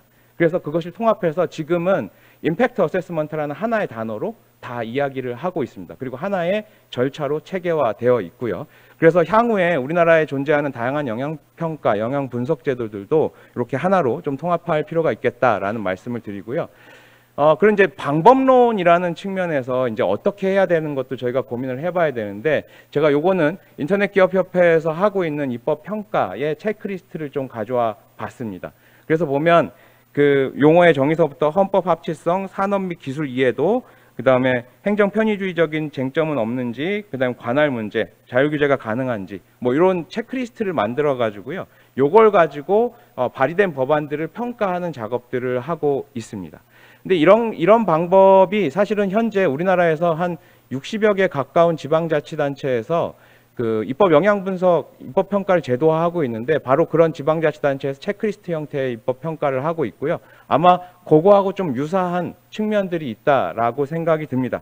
어쨌든 지금 초기 단계에서 이런 체크리스트 형태를 활용해서라도 발의된 법안에 대해서 평가하는 것은 의미가 있겠는데 다만 이게 방법론적인 측면으로 볼 때 그냥 여기 평가에 보면 상중하 이렇게 돼 있잖아요. 근데 이걸 직관적으로 평가를 하지 객관적인 증거를 찾아서 평가하진 않는다라는 거예요. 근데 법안이 워낙 많다 보니까 어쩔 수 없는 거긴 한데 어쨌든 요게 이제 초기의 모델로서 우리가 체크리스트 형태도 활용될 수 있겠다라는 말씀을 드리고요. 또 요 기준하고 사실 되게 비슷하긴 한데 저희 입법학센터에서 사실 한 3, 4년간 계속 좋은 입법을 위해서 활용할 수 있는 기준이 무엇일까를 계속 고민을 해왔는데 그게 이제 요 표에 들어가 있는 겁니다. 그래서 아까 입법학의 영역별로 어떻게 요 기준들이 이제 적용이 되는지를 말씀드린 건데 제가 이걸 말씀을 드린 이유는 뭐냐면 이런 입법 영향 분석에도 디지털 기술을 조금 활용할 수 있겠다. 영향 분석 자체에.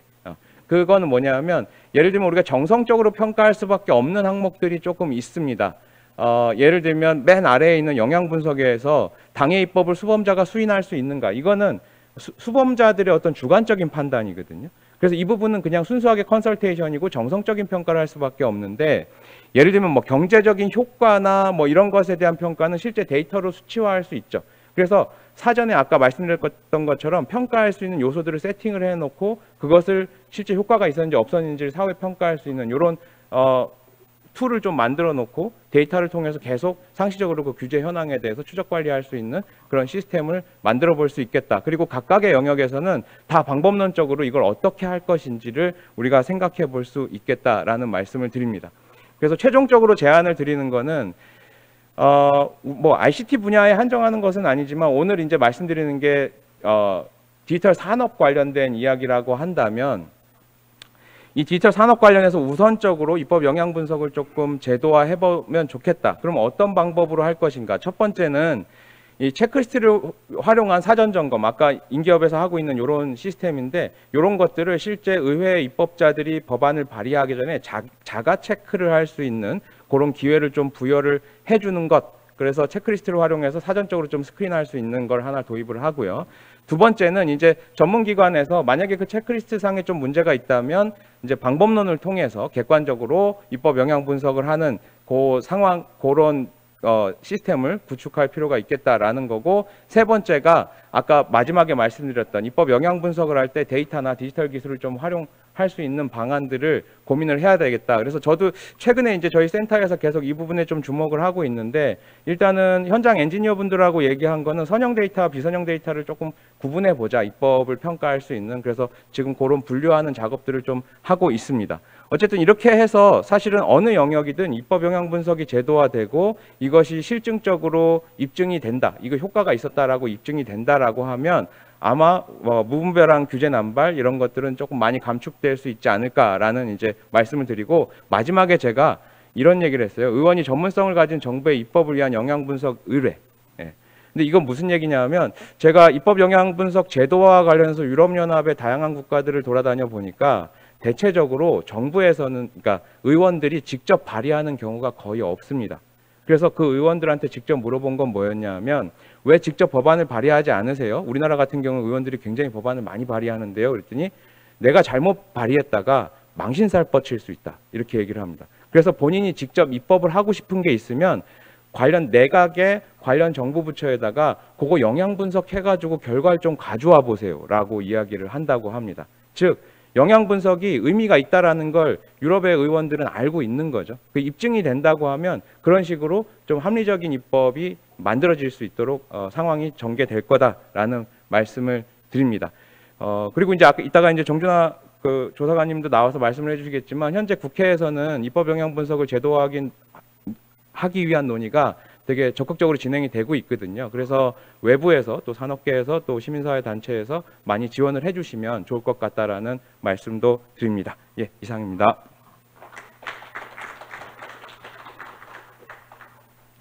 네, 지금까지 심우민 교수님의 발제 들었습니다. 그럼 여기서 잠시 이제 장례 정리하는 시간 5분 정도 갖고 다시 토론 진행하도록 하겠습니다. 네, 그럼 이어서 종합 토론 시작하도록 하겠습니다.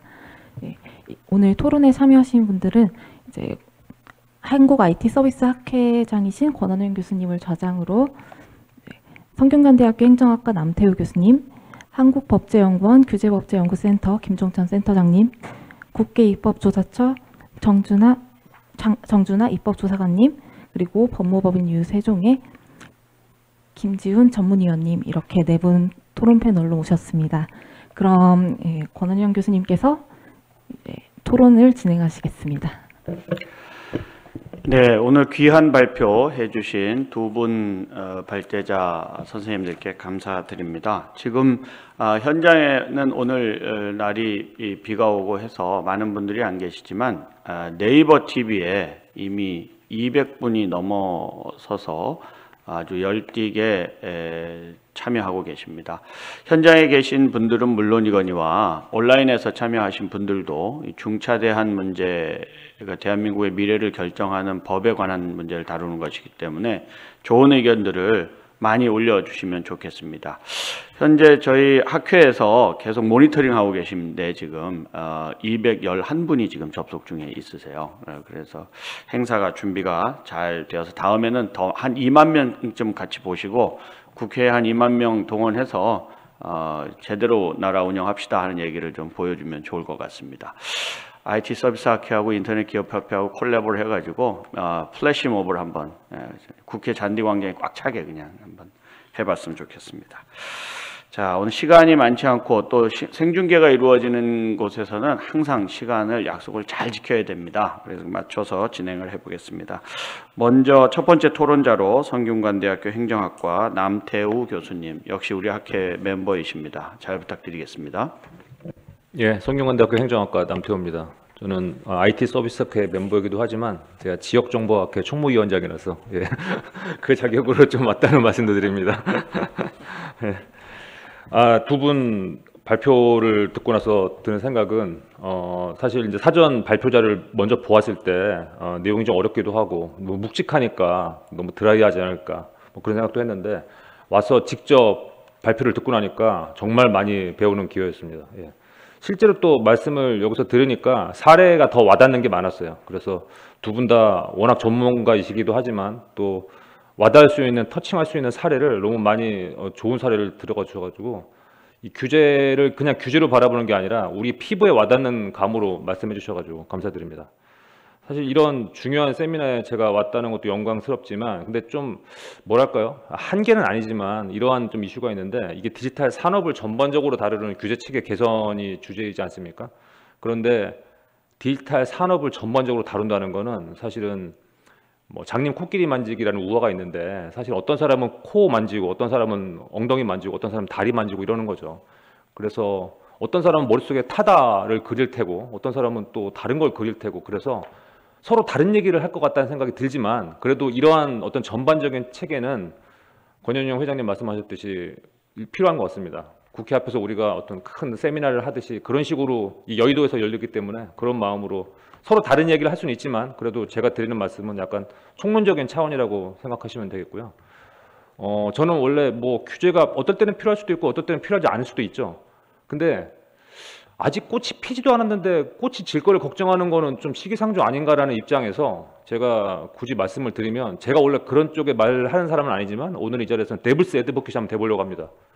그러니까 극우파죠. 어떻게 보면은 제가 극우는 아니지만 그러니까 규제가 뭐가 이렇게 필요하다고 말을 하는 거지? 라는 생각이 드는 거죠. 현재 있는 규제는 많이 내리고 그 다음에 앞으로 만들 규제는 아까 신중하게 만들자는 표현을 하셨는데 저는 정말 신중하면 만들지 말자. 예. 그런 입장을 먼저 말씀을 드리고 시작합니다. 다시 말씀드리면 제 개인적인 의견이보다는 누군가 한 명은 데블스 애드보킷에서 끝쪽 발언을 해야지만 논의가 또 다양하게 이루어질 것 같아가지고 그런 말씀을 좀 드려봅니다. 이게 여의도에서 그런 의견이 나오는지 모르겠지만 궁극적으로 규결 중에 하나가 재밌는 의견인데 이 두 개 입증 책임 전환자나 입법 영향 분석이나 둘 다 사실은 이 전문성의 결여에서 많은 문제가 이슈가 좀 논의가 될 것 같기도 한다는 생각이 듭니다. 뭐 의원 전문성, 의원 생산성을 논하는 지표 중에 하나가 발의 수였는데 그러다 보니까 이제 지엽적이고 작은 법안이 막 우후죽순처럼 늘어나고 쓸모없는 규제가 늘어날 수 있고 그런 우려가 있을 수 있겠죠.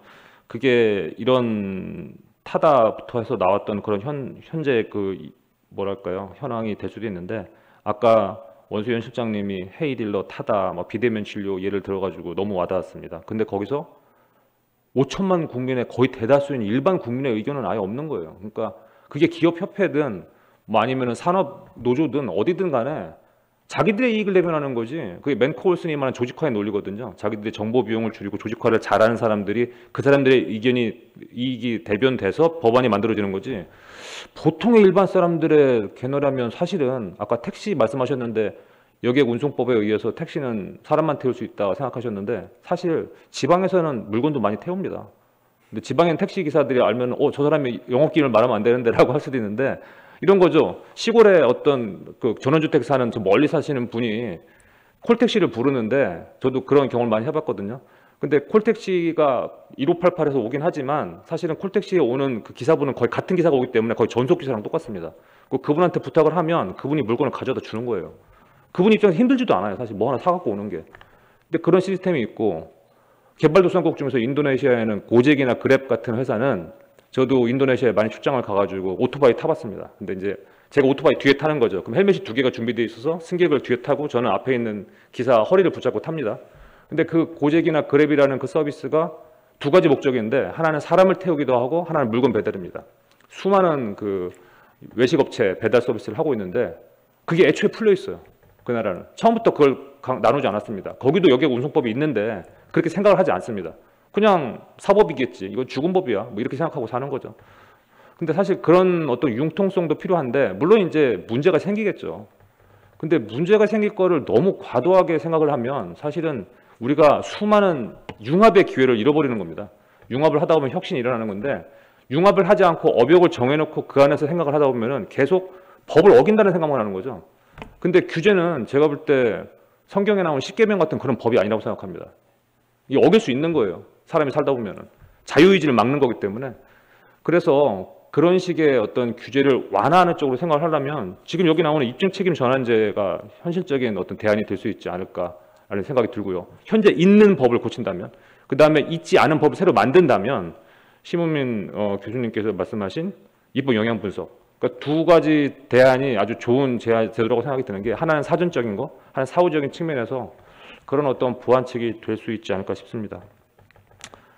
다시 말씀드리면 규제가 논의되는 상황에 따라서 다른 규제 체계 개선 제도가 논의되어야 되겠지만, 저는 이제 너무나 많은 규제가 있고 그거에 대해서 일일이 뭐 총론적인 측면에서 어떤 게 옳다 그르다를 표현할 수는 없지만, 저는 너무 뭐랄까요, 시기상조적인 측면에서 지금 아직 해야 될 일이 더 많은데, 기술 주권, 데이터 주권 말씀하시지만 저는 플랫폼 주권도 중요하다고 생각합니다. 우리나라 플랫폼 기업에게 힘이 실어줘야 되고, 국제 경쟁력을 갖추기 위해서는 그래야 되는데, 그걸 미리 꺾어놓으면 사실은 특정 기업을 제가 말할 수는 없지만, 뭐 예를 들면 네이버나 다음 카카오 같은 기업이 힘을 못 실으면 사실은 경쟁력이 사라지는 거거든요. 우리가 유일하게 지금 보루로 갖고 있는 그런 주권 기업들에 대한 특혜는 아니지만 활동을 더 잘할 수 있는 환경을 조성해야 되지 않을까, 그런 생각을 해봤습니다. 예, 이상입니다. 귀한 말씀 감사합니다. 시간이 많지 않기 때문에 바로 다음 토론자를 소개해 올리겠습니다. 한국법제연구원 규제법제연구센터의 김종천 센터장님이십니다. 부탁드립니다. 네, 안녕하십니까. 한국법제연구원의 김종천입니다. 앞에서 남 교수님께서 디지털 산업 규제 체계 개선 방안 관련해서 디지털 산업이 아주 광범위한 이 캐파가 있기 때문에 그와 관련해서 규제 체계 개선 방안이라서 저는 이제 법적인 측면에서 조금 말씀드리도록 하겠습니다. 원소연 실장님께서 이제 기업의 생존을 위협하는 규제 유형이라든지 입증 책임 관련해서 비합리적인 규제와 관련해서 하관법 사례라든지 뭐 업역 규제, 그다음에 뭐 택시 소화물 사례, 핀테크, 그다음에 규제 불확실성 사례 관련해서 비대면 회의 딜러 이런 부분 관련해서 아주 상세하게 분석을 하셨고, 다음에 규제 개선 전략으로 이제 입증 책임 전환제를 제시하고 있습니다. 그래서 다만 저는 뭐 우려한 점은, 만약에 이제 규제 입증 위원회의 법적 성격을 어떻게 구성할 것인지, 그렇다라고 기존의 어떤 행정 처분의 관련해서 취소, 철회, 폐지와 관련해서 이제 행정법과 관련해서 이런 부분들을 어떻게 이제 법적 성격을 구현할 것인지, 이런 부분들이 조금 문제가 있을 것 같다라는 생각이 들었고, 그다음에 개별법상의 이제 규제 특례위원회 기한에 이제 체계 정합성 문제를 어떻게 도모할 수 있을 것인지가 아마 관건이다라고 판단이 됩니다. 그다음에 두 번째로 이제 심우민 교수님께서는 뭐 이런 입법 평가와 관련해서는 아주 최고 전문가이기 때문에 입법 역량 분석과 관련해서 이제 과학기술 기본법의 기술 역량 평가라든지 사회적 역량 평가, 다음에 행정 기본법상의 입법 역량 평가가 도입되어서 아마 종합적인 역량 평가 체계가 필요하다라고 이야기하셨고, 기준이라든지 이런 방법들에 대해서 제시하고 있습니다. 저는 이제 디지털 전환 입법 접근 방향성 아이디어 측면에서 이제 자율 규제와 입법 역량 분석이라든지 어떻게 자율 규제와 입법 역량 분석을 어떻게 이제 분석을 할 것인지, 다음에 키소의 자율 규제 모델 사례 등이 디지털 플랫폼 기업과 관련해서 어떻게 적용할 수 있을 것인지가 약간 검토가 될 필요가 있을 것 같다는 생각이 들었고, 이제 의원 입법과 관련해서 사후 사전 입법 영향 평가 규제 역량 분석을 도입하겠다라고 하는 부분인데, 이 부분은 입법권의 입법 침해 문제를 어떻게 해소할 수 있을 것인지 이런 부분들이 아마 고민이 필요할 것 같다라는 생각이 들었습니다. 그래서 저는 디지털 산업이 뭔지 이런 부분에 천착을 해서 디지털 산업은 한 3가지 정도로 구분할 필요가 있을 것 같다. 디지털 플랫폼 시장 관련해서는 마이크로소프트와 애플 같은 기반 기술과 관련되어 있는 기업들이 주도할 것이고, 이 기술을 통해서 우버라든지 배달의 민족, 에어비앤비 이런 공유 경제라든지 중개형 플랫폼 디지털 시장이 전환이 될 것이고, 최근에는 AI 기술이 발전됨으로 인해 가지고 하이브리드형 이런 부분들이 등장을 해서 아마 구분을 한다라고 하면 그런 세 분야를 통해서 아마 구분이 될 것 같다라는 생각이 듭니다. 그래서 기술 플랫폼 기업 같은 경우에는 마이크로소프트, 애플 등이 혁신과 사회적 가치를 창출할 목적으로 계속 기술을 개발할 것이고, 두 번째로는 비즈니스형 플랫폼과 관련해서는 쿠팡이라든지 우한형제 등 이런 이용자 간의 거래를 촉진할 수 있도록 하는 부분, 다음에 융합형 하이브리드 플랫폼 같은 경우에는 토스 등 이런 기술 거래가 융합된 형태로 이제 구분할 수 있겠다라는 생각이 들었고, 그래서 기술 플랫폼 기업들 같은 경우에는 최근에 챗GPT와 같은 인공지능을 바탕으로 확장해서 비즈니스형 플랫폼 기업들은 참여자 간의 어떤 거래를 통해서 이런 창출할 수 있을 것이다. 그래서 이런 좀 구분을 한다라고 하면 구분을 어떻게 획정할 수 있느냐 이런 부분이 있습니다만, 디지털 산업을 구분을 해서 어떤 규제의 체계 개선이 필요하지 않겠는가 싶어서 이렇게 한번 구분을 해서 아마 나중에 법제적인 규제 체계가 개편이 좀 되면 좋을 것 같다라는 생각이 들어서, 두 번째로는 디지털 플랫폼 기업과 관련된 규제 현황입니다. 이 부분은 제가 이제 다 찾을 수는 없고 해서 기존의 이제 방송통신 발전 기본법상의 어떤 규제 현황이라든지, 그다음에 인터넷 멀티미디어 방송사업법상의 어떤 허가 규정, 그다음에 정보통신사업법상의 사업자 규제 이런 사전 규제 현황, 그다음에 정보통신망 이용 촉진 보호법상의 인정제라든지 이런 보호 규정, 그다음에 정보통신산업진흥법, 그다음에 ICT 특별법 같은 경우에는 샌드박스 이런 이제 신산업 신기술 도입 하기 위해서 신속 처리제, 실정 특례, 임시허가 이런 규제 샌드박스 제도를 도입했다라고 하는 부분, 이 부분은 또 더불어 산업부 쪽에서 이제 산업 디지털 전환 촉진법상의 어떤 사전 규제, 그다음에 어떤 인력 양성이라든지 이런 금융 지원, 그다음에 이제 제3자 이제 가명 정보를 위해서는 개인정보보호법상의 사전 동의 제도를 우회하는 가명 정보의 처리에 관한 특례 규정, 그다음에 마지막에 최근에 이제 한 온라인 플랫폼 중개거래 공정화에 관한 법률 안이 한 7개, 8개 이런 부분들이 규정되어 있는 거, 계류 중에 있는 것 같습니다. 그래서 이런 부분과 관련해서 통합적으로 플랫폼, 사업이면 사업, 그다음에 이제 기술형 플랫폼과 이 3자 간에 3분해서 아마 조금 체계 정비가 좀 필요할 것 같다라는 생각이 들어서, 이런 디지털 플랫폼 규제 체계와 관련해서는 어떤 지금 제가 나열한 이런 법률을 이제 체계를 정비가 필요할 것 같고, 다음에 행정과 산업 간의 이런 혼란을 방지하기 위해서는 기존 부처 간의 어떤 정합성 문제도 해결이 필요할 것 같다라는 생각이 들었습니다. 마지막으로 디지털 플랫폼 이제 규제 체계 개편 방안으로서는 자율 규제 체계를 좀 전환 필요할 것 같다라는 생각이 들었습니다. 왜냐하면은 기존에 있던 산업 규제, 어떤 경제 규제라고 하는 것이 국가가 어떤 디지털 경제와 어떤 디지털 산업적인 목적을 달성하기 위해서 기업의 시장 진입이라든지 시장 거래 행위라든지 가격 등을 경제 주체 행위 또는 경제 산업 관계에서 사전에 이제 국가가 개입하는 것을 말하는데, 자율 규제라고 하는 것은 어떤 디지털 플랫폼 기업들의 특성이라든지 다양성을 반영을 해서 적정하게 규제할 수 있도록 한다라고 하는 측면에서 규제의 효과성이라든지 비용 절감 이런 부분에 대한 실효성을 높일 수 있겠다라는 생각이 들었고, 자율 규제를 정착하기 위해서는 첫 번째 기업들이 이제 사회적인 책임 의식을 갖춰야 된다. 그다음에 두 번째로는 협단체와 기구의 이익만을 추구해서 효율성을 담보할 수는 없다. 세 번째로는 실효적인 자율 규제를 담보하기 위해서는 징벌적인 손해배상이라든지 엄격한 형사 책임이 존재할 필요가 있겠다라는 생각이 들었습니다.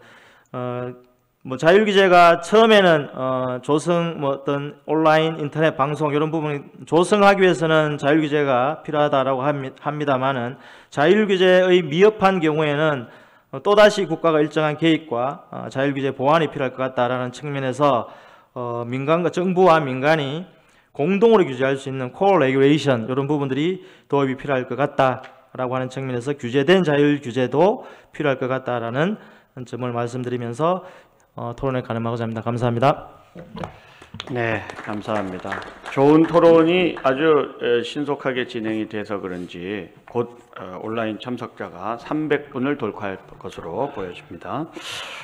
인기가 가장 좋은 상태에서 국회 입법조사처 과학방송통신팀의 정준화 입법조사관님의 토론을 청해 듣겠습니다. 네, 안녕하십니까. 국회 입법조사처의 정준화입니다.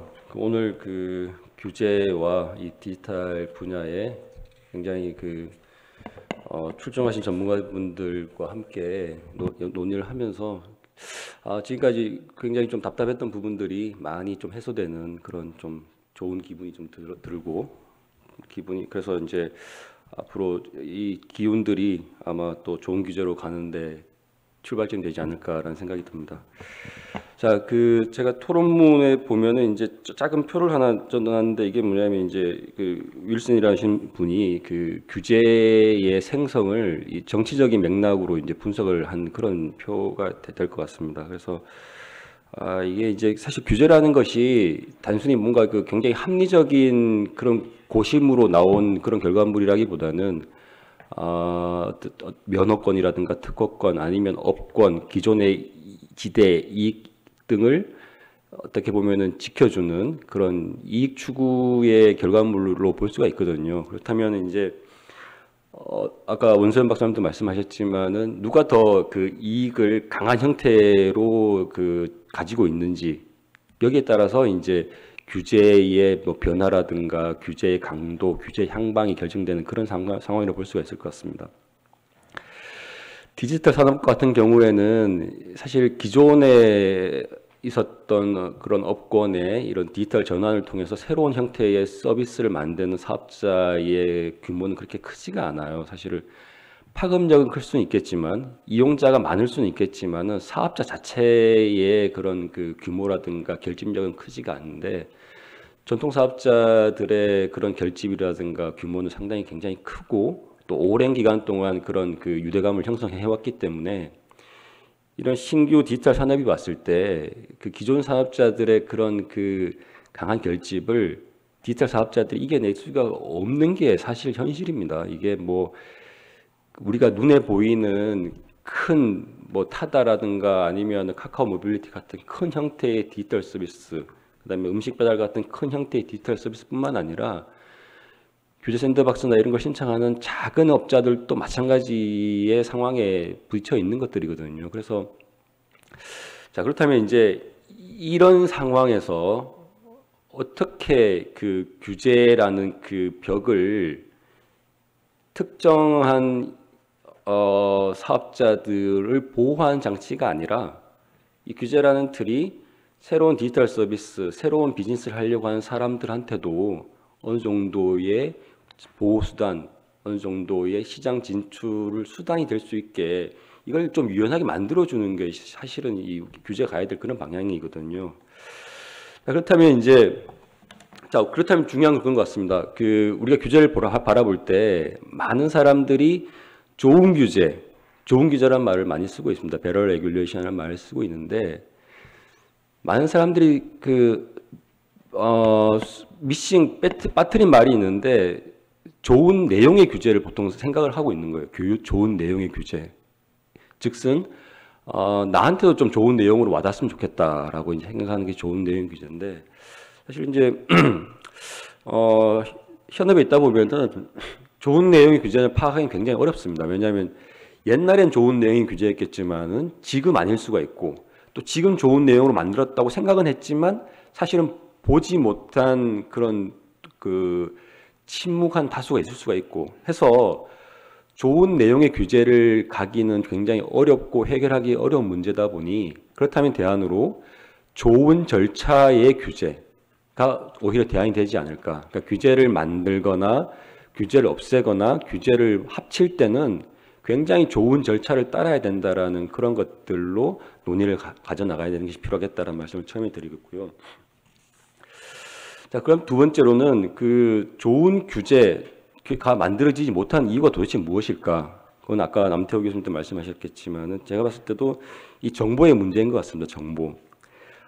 실제 그 각 부처에서 규제를 담당하고 있는 각 부처의 관료들이나 아니면은 법으로 규제를 만드는 의원님들, 사실 이런 분들이 그 규제가 무엇을 어떤 형태의 영향을 미칠 것인지 그리고 이 규제에 걸려 있는 이해 당사자들이 누군지 사실 정확하게 잘 모르거든요.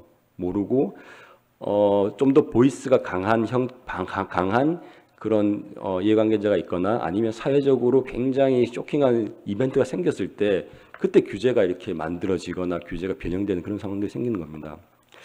자, 그렇다면 이제 그 역시 굉장히 정치적으로 규제가 결정되는 그런 부분인 것이죠. 자, 그렇다면은 우리가 이런 규제를 단순히 정치적인 그런 판단이 아니라 좀 더 근거에 기반을 두고 정책적으로 판단을 하게 만들려면은 거기에 상응하는 정보는 누군가는 굉장히 구조화시켜서 포괄적으로 구조화시켜서 그런 의사결정에 투입을 해야 되는데 사실 안타깝게도 지금까지 그런 절차는 없었다라고 볼 수 있을 것 같습니다. 자, 그래서 그리고 세 번째로는 이제 그 규제의 완화, 그다음에 규제의 개혁. 이것은 사실은 정부에서는 총리실 주도의 그런 규제를 완화하거나 개혁해야 되는 것이 자기의 역할인 일부 부서의 미션이었고 규제를 핸들링하고 있는 각 부처 부서에서는 사실은 규제를 개선하거나 완화해야 될 인센티브가 그렇게 많지는 않아요. 오히려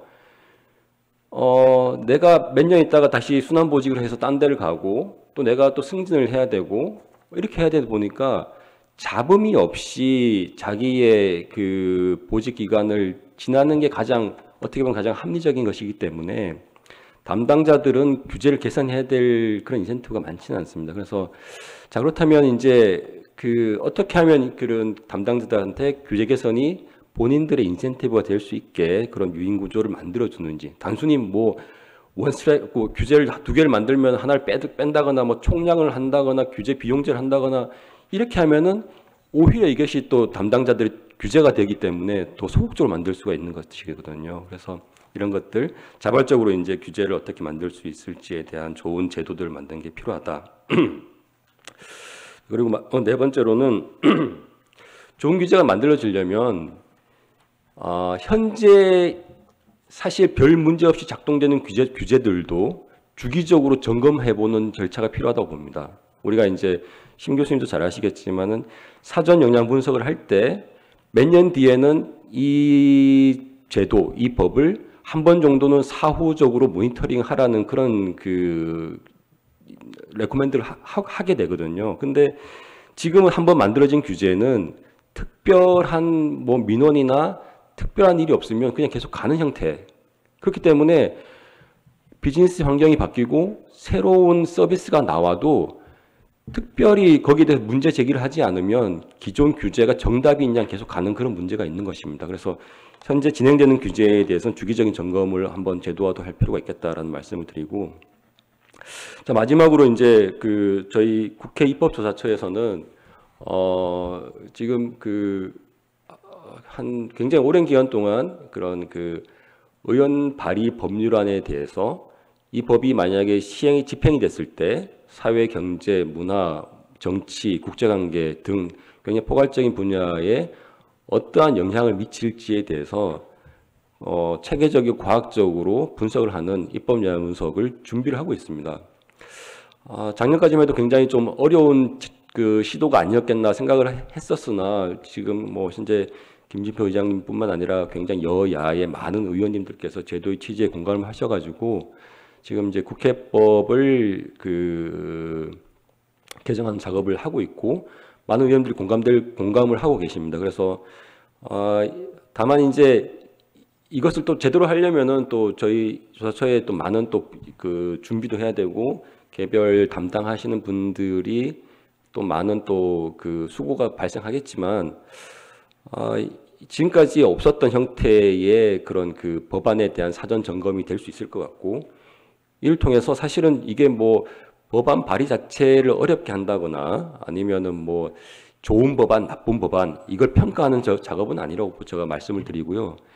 이걸 통해서 아까 심 교수님께서 말씀하셨듯이 법안 소위에서 굉장히 오랜 기간 동안 사실 이게 그냥 묶여 있는 법안들이 많은데 이거를 묶여 놓지 않고 그런 법안 소위 과정에서 이 영양 분석을 근거로 의원들끼리 굉장히 좀 심도 깊고 근거에 기반한 토론을 만들어 줄 수 있는 그런 계기가 될 거라고 저희는 생각을 하고 입법 영양 분석을 준비를 하고 있습니다. 그래서 좋은 영양 분석이 되려면 우리 여기 계신 뭐 분들 포함하여 민간의 많은 그런 사업자, 시민들이 그 법안에 대해서 본인들이 가지고 계시는 의견들을 굉장히 실시 빠르게 좀 종합적으로 저희 또 국회로 인풋을 해주셔야 되거든요. 그러니까 사실 우리만 할 수 있는 것이 아니라 같이 사실 국회와 국민들이 같이 만들어가는 그런 영양 분석입니다. 그래서 잘 준비를 할 테니까 여러분들께서도 많은 좀 관심과 도움을 주시면 감사하겠다라는 말씀을 드리고 토론을 마무리하도록 하겠습니다. 감사합니다.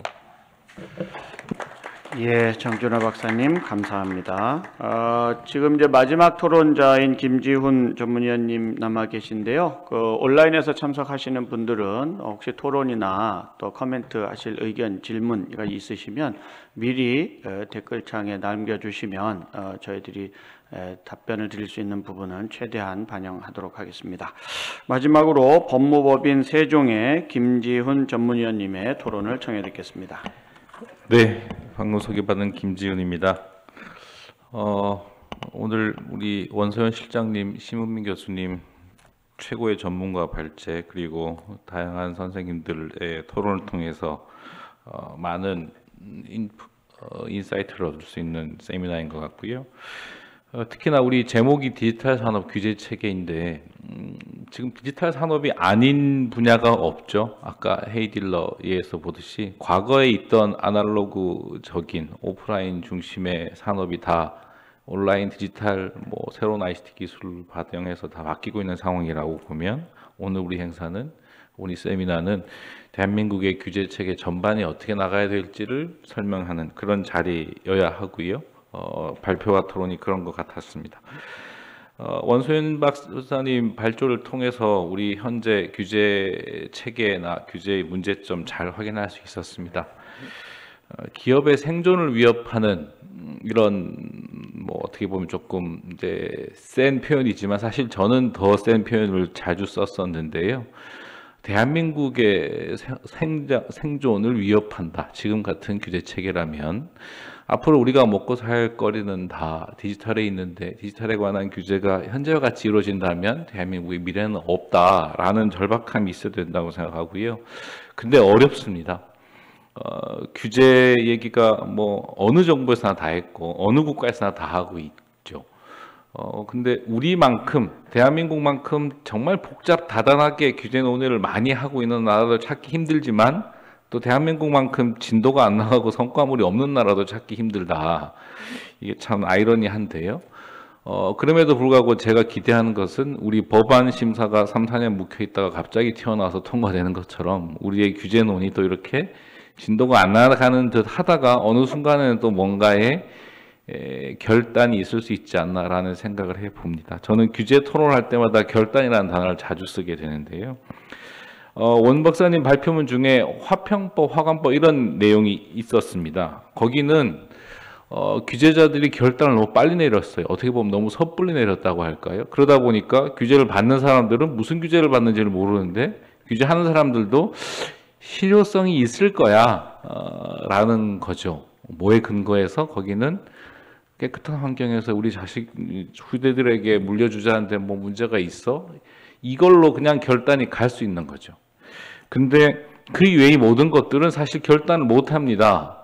새로운 업종이 생기거나 새로운 방식의 비즈니스 모델이 생겼을 때 결단을 못 하는 이유는 사실 저는 두 가지 단계를 거치는데, 하나는 그렇게 인정해줘도 안정성이 확보될까? 안전과는 조금 다른 이 문제가 있고, 그걸 넘어서고 나면 그 다음은 이해관계이죠.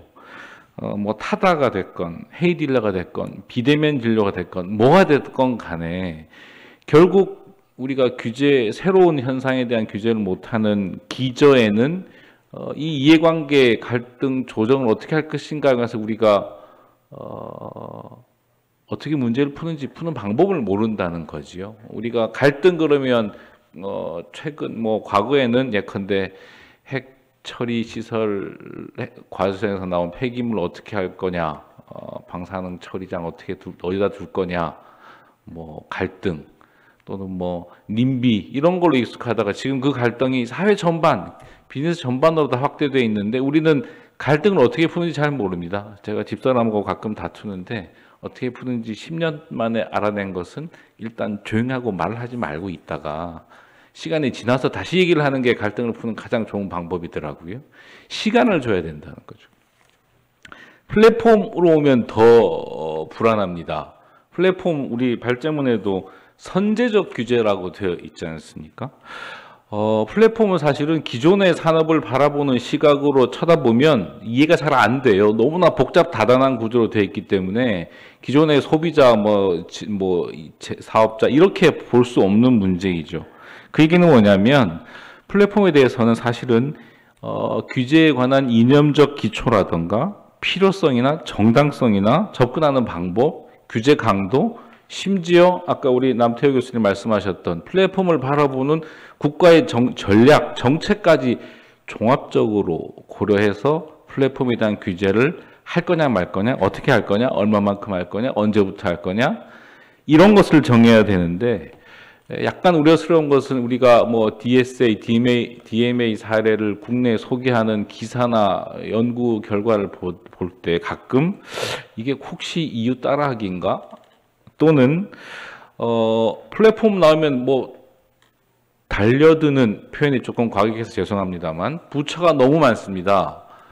혹시 부처의 규제 경쟁에 이 희생양이 되는 건 아닌가? 이런 우려를 하게 되는 상황 고민스럽습니다. 특히 플랫폼에 있어서는 우리가 이름 붙이기 좋아하는 K-푸드, K-방산, K-문화, K-뮤직 다 좋은데 규제에서도 K-규제 모델을 우리 입법 영향 분석 제도 같은 것든 좋은 제도를 빨리 만들어서 K-규제 모델이 빨리 정립될 수 있으면 좋겠다라는 거고요.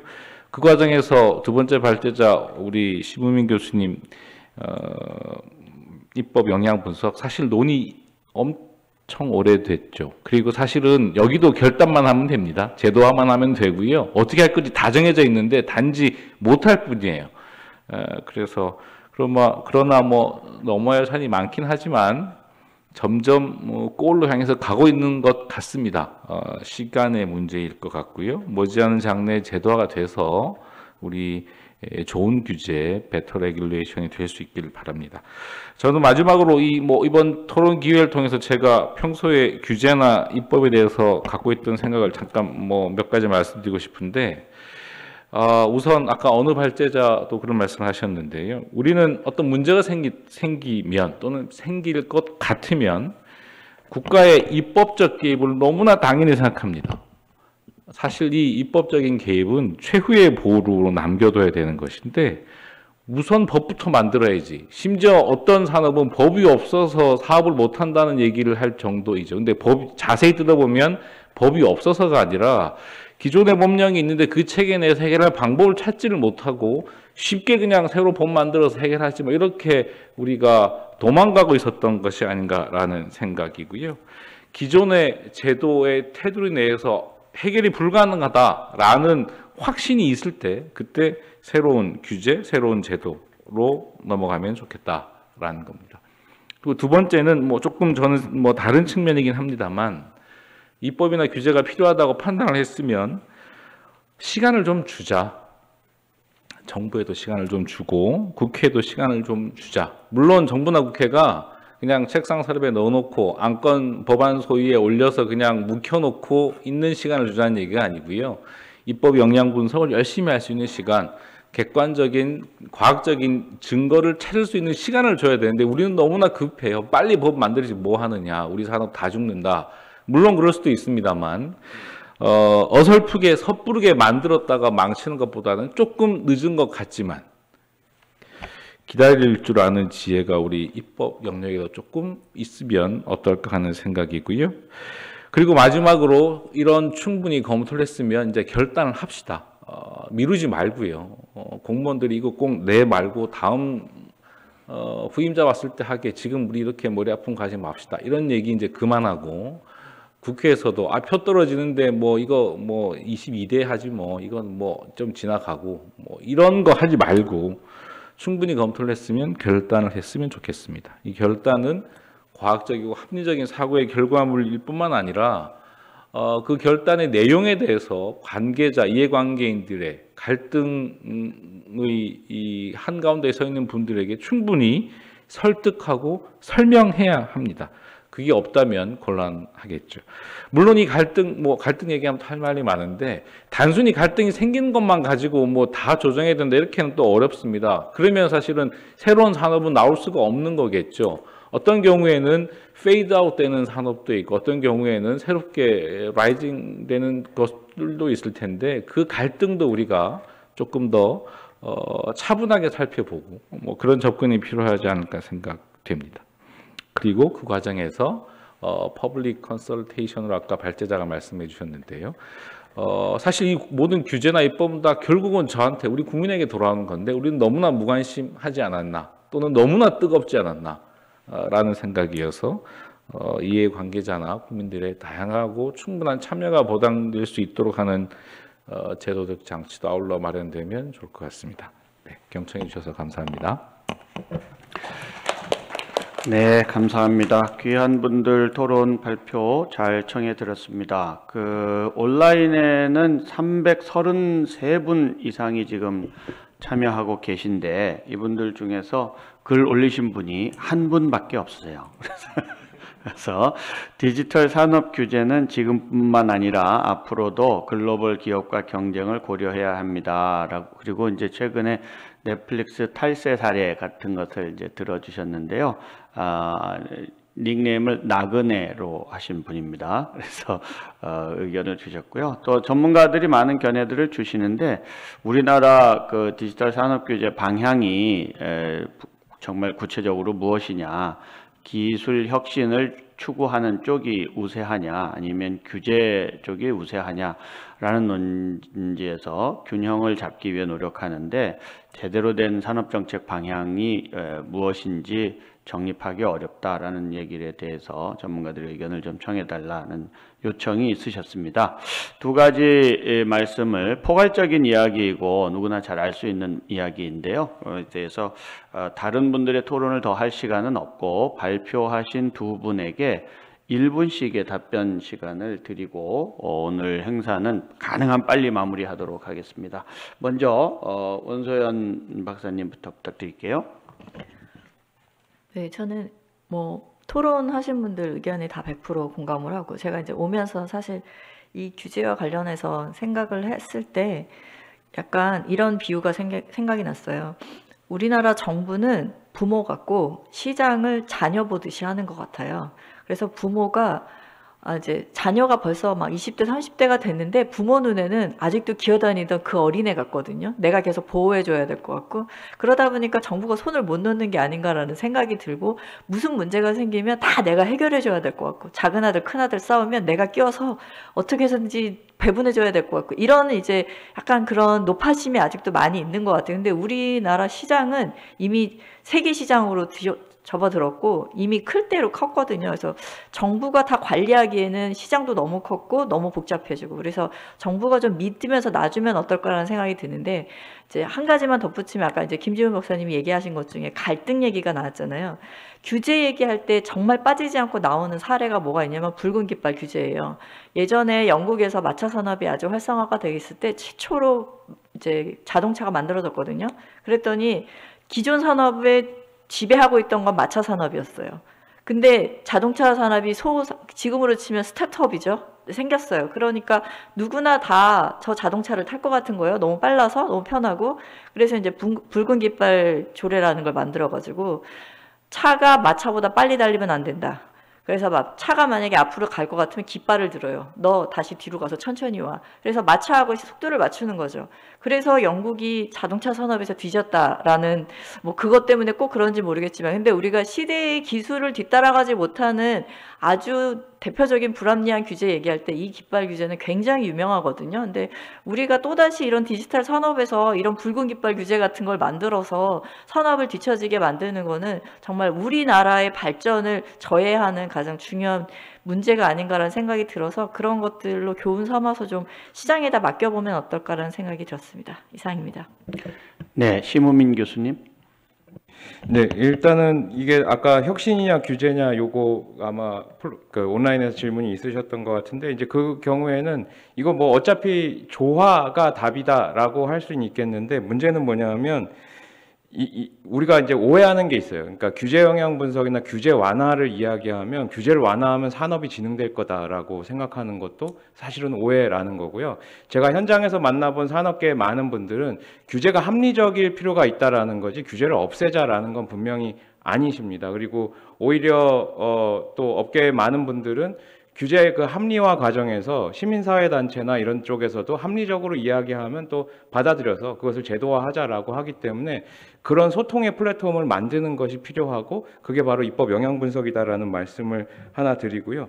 한 가지 이제 제도적인 아이디어 중에 하나는 뭐 국회 차원에서 이제 국회법을 개정하거나 이렇게 해서 입법 영향 분석이나 이런 제도를 도입하는 방법도 있겠는데 아까 지능정보화 기본법에 보면 아까 말씀드렸던 지능정보 서비스의 사회적 영향평가 규정이 있습니다. 이 규정을 조금 입법이나 정책에 반영될 수 있는 시스템으로 바꾼다면 일단은 ICT 영역에서 한정해서 이런 영향 분석 시스템을 만드는 사례가 되지 않을까. 사실 이 규정을 만든 취지가 있는데 정부 어떤 관료도 이 규정의 취지를 이해하지 못하고 있습니다. 그래서 이 규정을 좀 활용하는 게 낫겠다라는 말씀까지 좀 드리도록 하겠습니다.